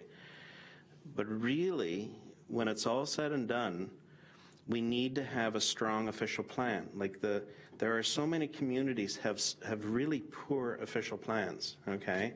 They have not been keeping them up. They have not been keeping up to provincial legislation, and they're full of loopholes that when a developer gets a hold of it or whatever, they're able to drive a truck through it. Lawyers like Mr. Maloney type of thing. They can go and they can find their way through these things like crazy. Secondary plans, it's the same thing. I mean, we have some incredibly good secondary plans, and I'll give staff full credit this term on what we're doing at Prudhome's and what's gone on within other areas of this municipality. And even the work that we did back with the fairgrounds when it was going on, like we have solid plans that have been put in place that really are relatively bulletproof when it's all said and done. So it's really up to municipalities to do that homework. This isn't going to change this all that much. I mean, this vague notion of we can sit around here and sort of say, yeah, that's a wrong thing, and of course everything is going to fall into place. I mean, all of these things are still going to have to be done. So, but anyway, I've always been one that's liked the Ontario Municipal Board. I think it's done a great job for the province, and I just hope whatever's going in place doesn't still force us to go through that same level of due diligence when we're doing stuff, so. Thank you, Councillor. Any other comments? So I've read the motion by Councillor Foster and seconded by Councillor McPherson. Committee's pleasure on the motion. Thank you. Motion's carried. Next report on the agenda this evening is PL 18-09, Niagara Peninsula Conservation Authority, NPCA, and the Niagara Region Protocol and Memorandum of Understanding update.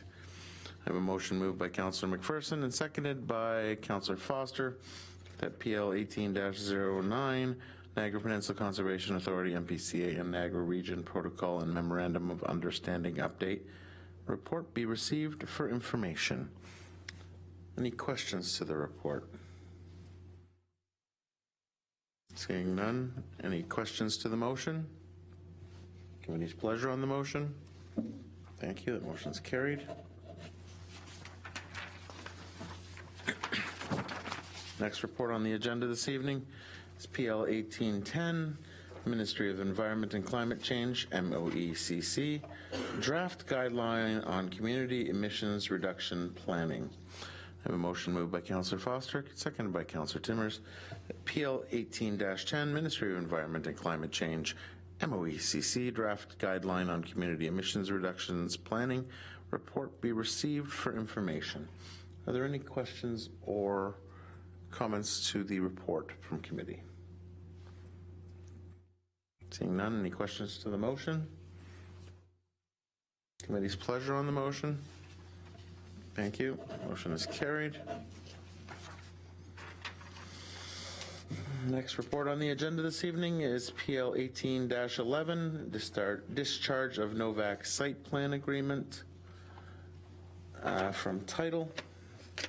I have a motion moved by Councillor Timmers, seconded by Councillor McPherson, that PL 18-11 discharge of Novak site plan agreement from title, and for the reasons outlined in PL 18-11, is hereby recommended that the bylaw be presented to council for approval to authorize the discharge of site plan agreement, instrument number LT 0228-046, with Elizabeth Novak and Ludmila Nicolette Novak, and to repeal the authorizing bylaw number 01-121.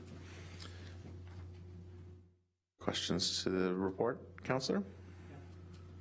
Just to clarify with Ms. Bruder, this is a housekeeping item, as is per normal, and we have to go through these things. It really is, in some ways, disappointing when Ms. Novak came in with this originally.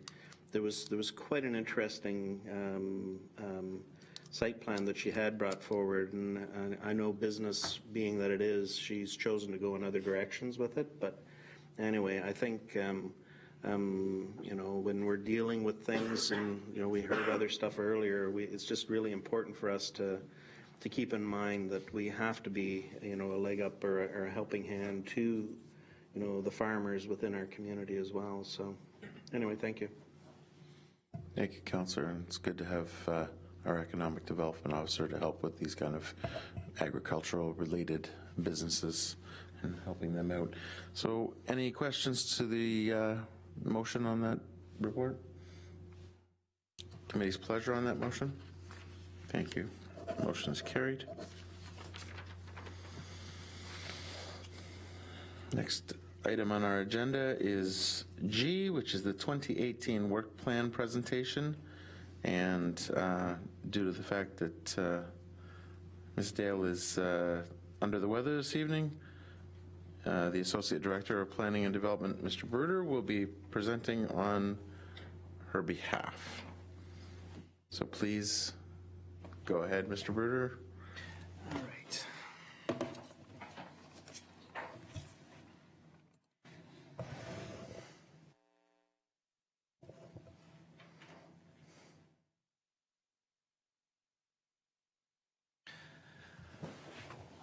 Okay.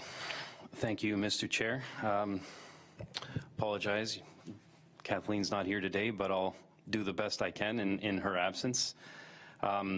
She just wanted to just provide a very high-level overview of the activity in the Planning and Development Department in 2017 and what we anticipate and prioritize moving forward in 2018. So just briefly moving through department functions and what, our departments and sub-departments are responsible for. I'm not going to go through the whole list, but some significant additions. Now we are dealing with the unopened road allowance closure application process that now falls under planning. So that's been, there's been a fair amount of applications over the past year or so. And also now we have Monica, who is working diligently with our Heritage Committee with respect to developing the inventory of potential heritage properties, completing heritage designations and organizing events and whatnot. So those are some of kind of the new things that have been coming forward. Some of the highlights in 2017, and this is going to extend over a few slides. We completed a review of our Committee of Adjustment process that was subcontracted with Ron Marini, who basically went through what we do in terms of municipality in our Committee of Adjustment. And the overall consensus is that it runs relatively smoothly. There were some minor recommendations, but overall it was a fairly positive review. We updated our road allowance closure and sale policy. We wanted to make sure we included criteria in the policy that enables us to carefully consider when there could be potential linkages, connections as a result of the unopened road allowance, in an effort to look at them with greater scrutiny, especially in the midst of our transportation master plan that we've initiated. We updated our bylaw enforcement complaint policy.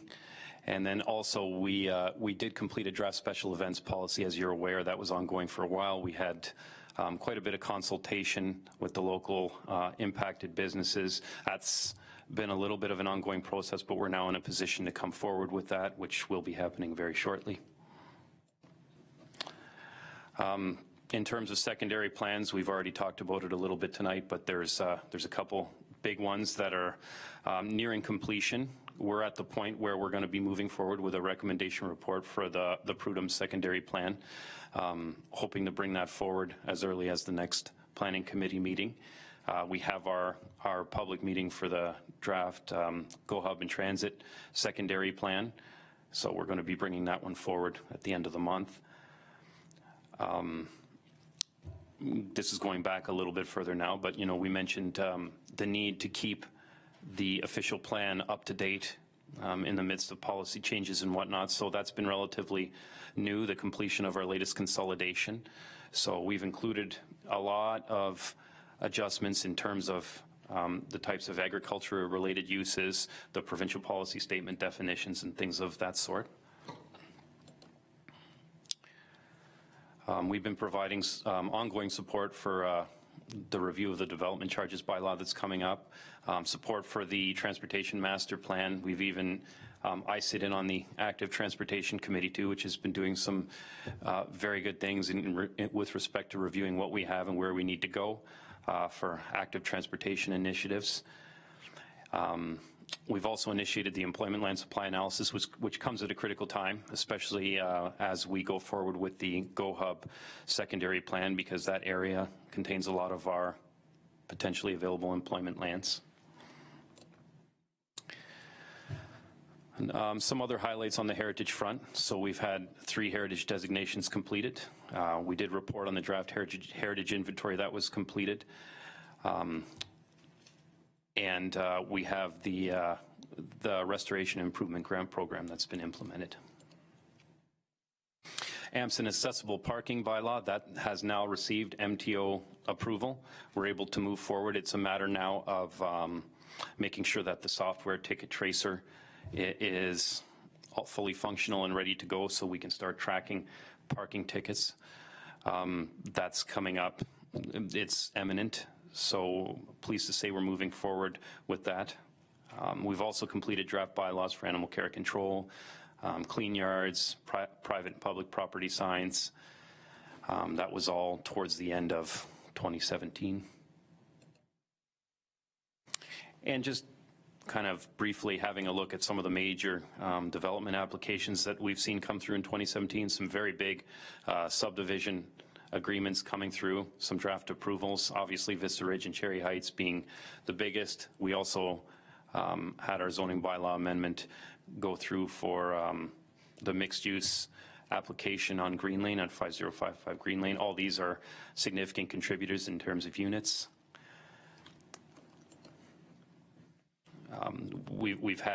We've also had the Centerville mixed-use development that received its zoning bylaw amendment. It's now going to be moving forward to the site plan stage very soon. I hear a submission is imminent, so that's coming up. So I won't go over the details of this table here, but what I really wanted to emphasize is the amount of activity when it comes to planning reports that have been brought before this committee. As you'll see below, there's been a 40% increase in reports in 2017 versus 2016. Obviously, a lot of that is driven by the planning applications, but certainly also there's been quite a bit of planning legislation updates and policy updates that we've needed to provide.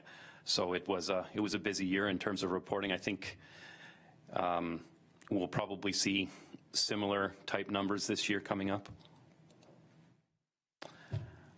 Building permit activity. So we already mentioned there's been a significant increase in residential permits, and there's been a significant increase in construction value in 2017 versus 2016 as well.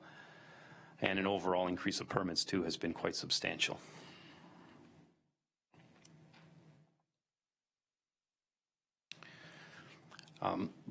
Bylaw complaints, we've seen a hike in the past couple of years with regards to SPCA related complaints. A lot of that was with respect to some of the issues we were having with cats earlier on, so that there's been quite the increase in bylaw activity. So moving forward into 2018, our major projects and priorities, obviously the completion of both the secondary plans. We're looking to wrap those up as soon as possible.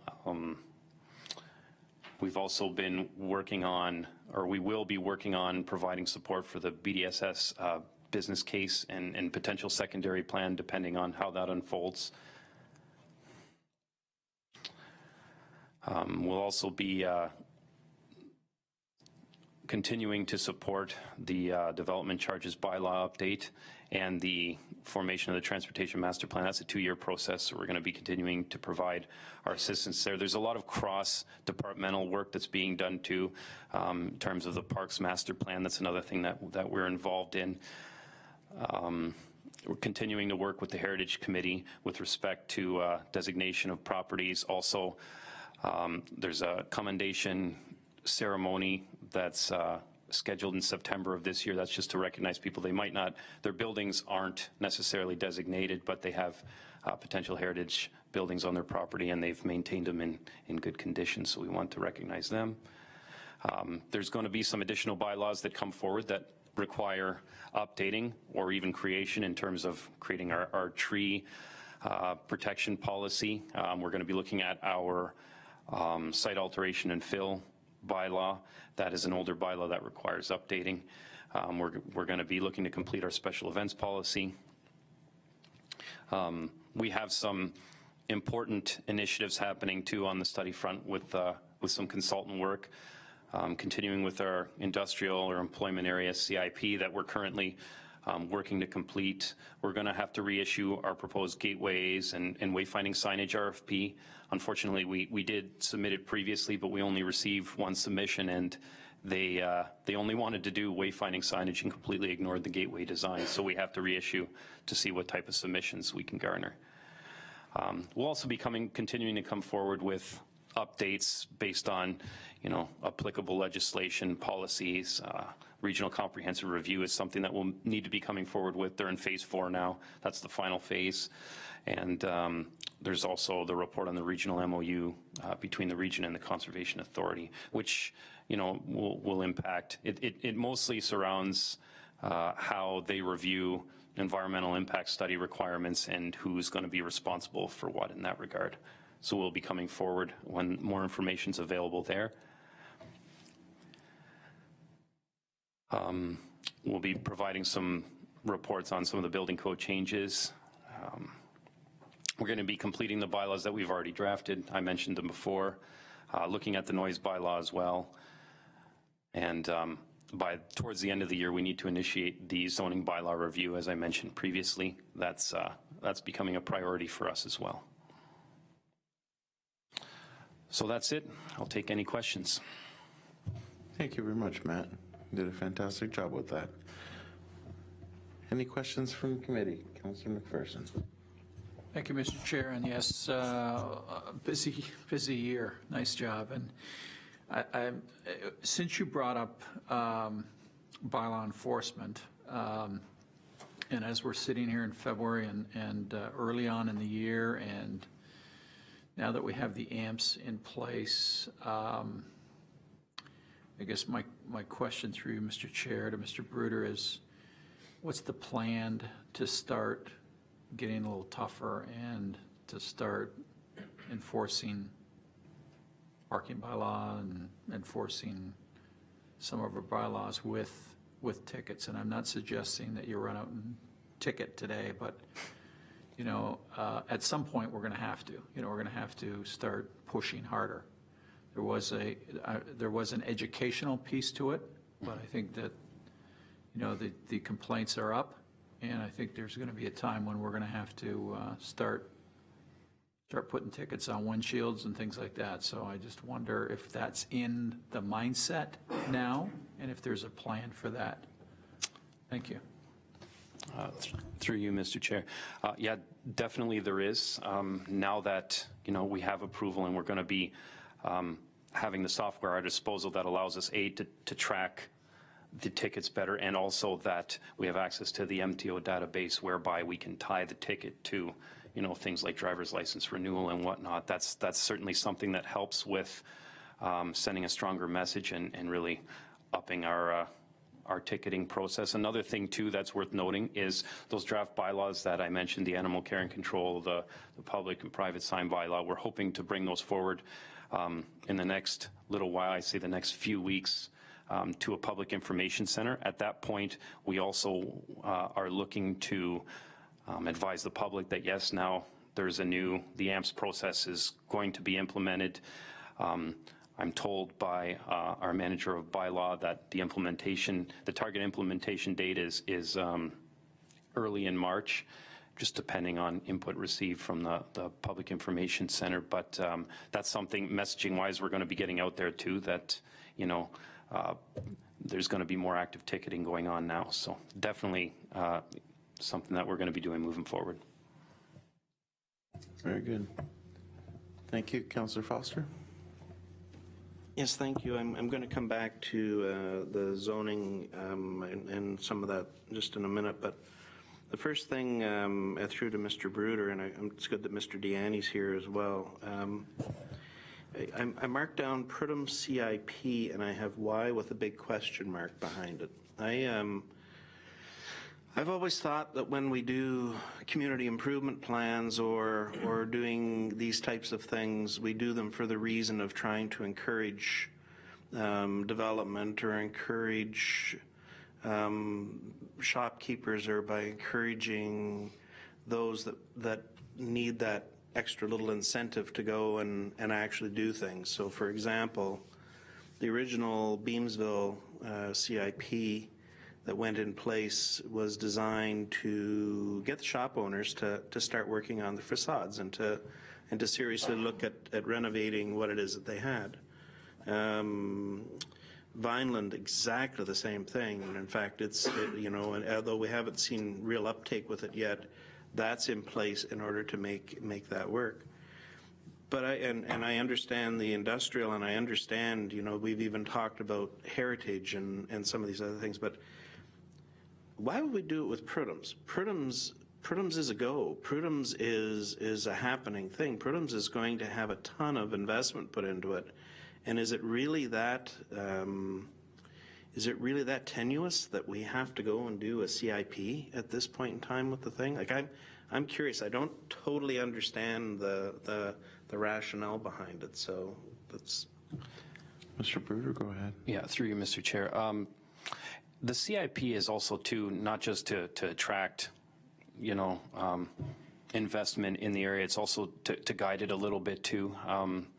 There could be grants for certain types of aesthetic improve, like over and above what our policies are providing. I would have to review a little bit more carefully what the consultant has completed to date in terms of what they're proposing, but I don't think the idea is necessarily to attract investment into the area as it is to kind of use it as maybe a tool, an additional tool to shape the area a little more carefully, maybe especially within our areas that we're identifying as gateways, things of that sort. So that's my understanding of the process to date. I'm going to go to Mr. Deanne for a little bit further commentary, please. Excuse me. Thank you, Chair, through you. And just to echo on top of Mr. Bruder's comments, I haven't seen the particulars of the CIP yet, but I will be working with planning to help shape a vision that we do have. I mean, the idea in addition for CIPs is a little bit long-term thinking, to have plans in place if, for example, business wants to come in and the stock building that they do have in terms of office space needs to be changed or format for their particular business needs to be changed. There would be a program in there to help them assist to format the building or to shape the building for their specific business. In addition, I'd like to, perhaps look at, and I'm going to speak to Matt about this next week, but look at something that maybe can help shape some of the residential stuff as well in terms of some utilities. And I'll elaborate on that more once we have some more additional information from utility provider in the building as well. Is that helpful, Councillor? Yeah, I can only speak by what we saw in downtown Beamsville when DeSantis did the commercial properties along Ontario Street. And they made it clear that, the community improvement plan was something that aided them to make that decision because, let's face it, the municipality has to, it's a financial commitment on behalf of the municipality to do it. And I worry as we go down the road with this Prudhome's one that we got to be careful about what financial incentives are put in place to the detriment of the municipality and to the benefit of a developer when sometimes I just don't think it's needed. Like that's where I'm going with this. Like I mean, if as a council, if we decide that's the way we're going to go, that's great. But I think there's lots of other areas, and I've heard many of us speak about these things within council, the industrial area, making sure that the monies are there to help with some of the redevelopment needed there. I've heard a few times considering something from an agriculture point of view. I've heard a few times, the heritage. So I'll be curious as that comes back because I really think that's going to be a dollars and cents thing that we have to really be careful with as we go through. So just to go back to what Councillor McPherson was talking about with zoning, and it's good that we're going to be going through the review. It's long overdue as well. And you've talked about the fact that we've been out and enforcing and stuff like that. Can you and perhaps I don't know if I don't know who would be the appropriate other one, but perhaps you, Mr. Bruder, through you, Mr. Chair, compliance that's going on within the municipality. Are we in a proactive mode when it comes to looking at zoning compliance within the municipality, or is it like other things, it's on a by complaint basis? And so, again, I'm thinking, part of the discussion earlier where we end up with a couple of obvious trucking companies that are put on properties that it just doesn't make sense. I don't think the zoning's there for them to be doing that type of thing. So I'm just curious what we do with some of these things and whether or not it's an area that we need to investigate further. Mr. Chair. typically how it's been working is we've had issues with, non-conforming zoning going on properties that have been brought to our attention, been brought to bylaws attention, and so far what the method is the bylaw team arranges a meeting where they need to come in and speak with planning staff, who then go over why they're not in compliance, what they can do to get into compliance, and if that's not possible, that, perhaps we need to be linking with other staff members as appropriate to find properties that are more suitable for what they want to do.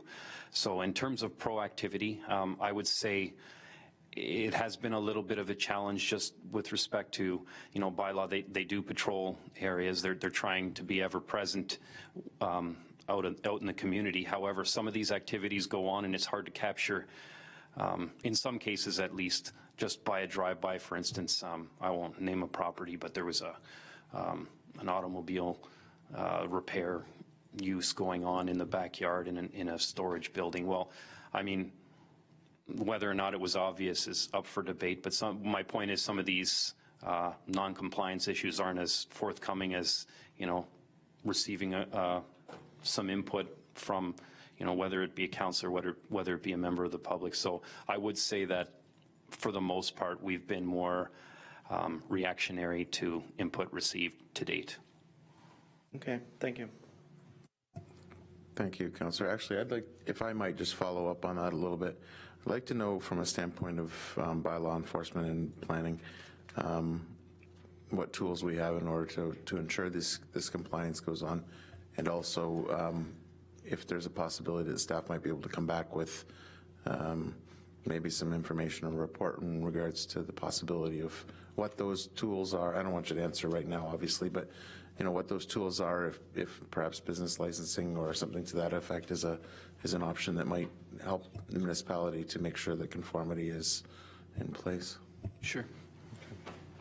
Hey, Councillor, go ahead. Thank you, Mr. Chair. Just some comments from this side of the table on Prudhomme's CIP, and I concur with Councillor Foster.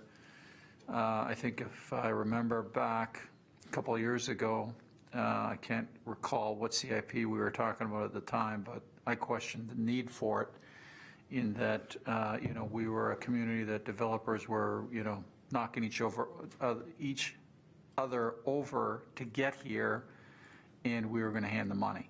So I would definitely agree that if it's going to better our Prudhomme's property in a way, and I'd be interested to find out, or to hear how that's going to happen. But if we're putting a CIP in for 10 years from now, or 15 years from now, or even 5 years from now, where somebody's going to change a downtown retail outlet, and we're going to give them some money to do that, I wonder if, haven't we got more important things to do right now? And is it really time well spent? For Prudhomme's particularly, if there's something else that we're doing there, I'd just as soon invest some money in downtown design, and we put a plan together as to what we think the downtown should look like, as opposed to handing shop owners, $1,500 or a couple $1,000 to put a red door in instead of a black door, or something. I mean, I'm making fun of it, but the point is, I would rather be in control of how we're trying to shape the downtown, as opposed to throwing money out there after the fact to improve, facades or help them to pay, whatever it is they're doing to the inside. I'm going to actually let Mr. Deanne speak to this, if that's okay, Mr. Bruder. Please go ahead. Thank you, Chair. I actually had a comment previously to your remark about the business licensing system. So in actuality, for the Economic Development Committee meeting next week, I do have a portion in the 2018 work plan for economic development to actually investigate a business licensing system for Lincoln. So Matt, you and I can connect on that, but that is something we will be talking about. In regards to Councillor McPherson's comments and through you to the chair, I mean, definitely we can work through Matt to take a look at what our CIP or what the consultant has proposed. I mean, the idea is that the developer is going to be building employment lands for us and buildings. We still need to attract some businesses into those buildings, but we can definitely look at what was proposed and shape it to help the investment on the main street. Through you, Mr. Chair. So this is not downtown. This is more the employment lands out on the service road. Through you, Chair, I haven't looked at the particulars in terms of what the consultant has proposed, but we can definitely get back to you in terms of, I think, a report on what we're looking at. That's good. Thank you. Thank you very much. Any other questions for Mr. Bruder's report? Thank you, Mr. Bruder. Much appreciated. So I have a motion moved by Councillor Foster and seconded by Councillor Timmers to receive the 2017 activity and the 2018 work plan report by Mr. Bruder as information. Pleasure on the motion? Motion's carried. So all motions from this evening's meeting will be presented to Council for final approval at its meeting of February 20th, 2018. Following Council approval and enactment of any bylaws that may be necessary, the town's decision will be complete and notice will be issued in accordance with the Planning Act. Are there any councillor inquiries this evening? Notices of motion? Announcements? Other than the fact that we have another planning meeting on the 28th of this month. So we'll be back for that. It'll be another exciting evening. And seeing nothing else. Sorry? I've been getting so many announcements of meetings. Yes, we are meeting overload, Councillor. What was this one? Sending out like a daily agenda saying, "Stay, come tonight, you're supposed to be here." Very good. Thank you. So we don't have any closed sessions, so thank you. Meeting is adjourned.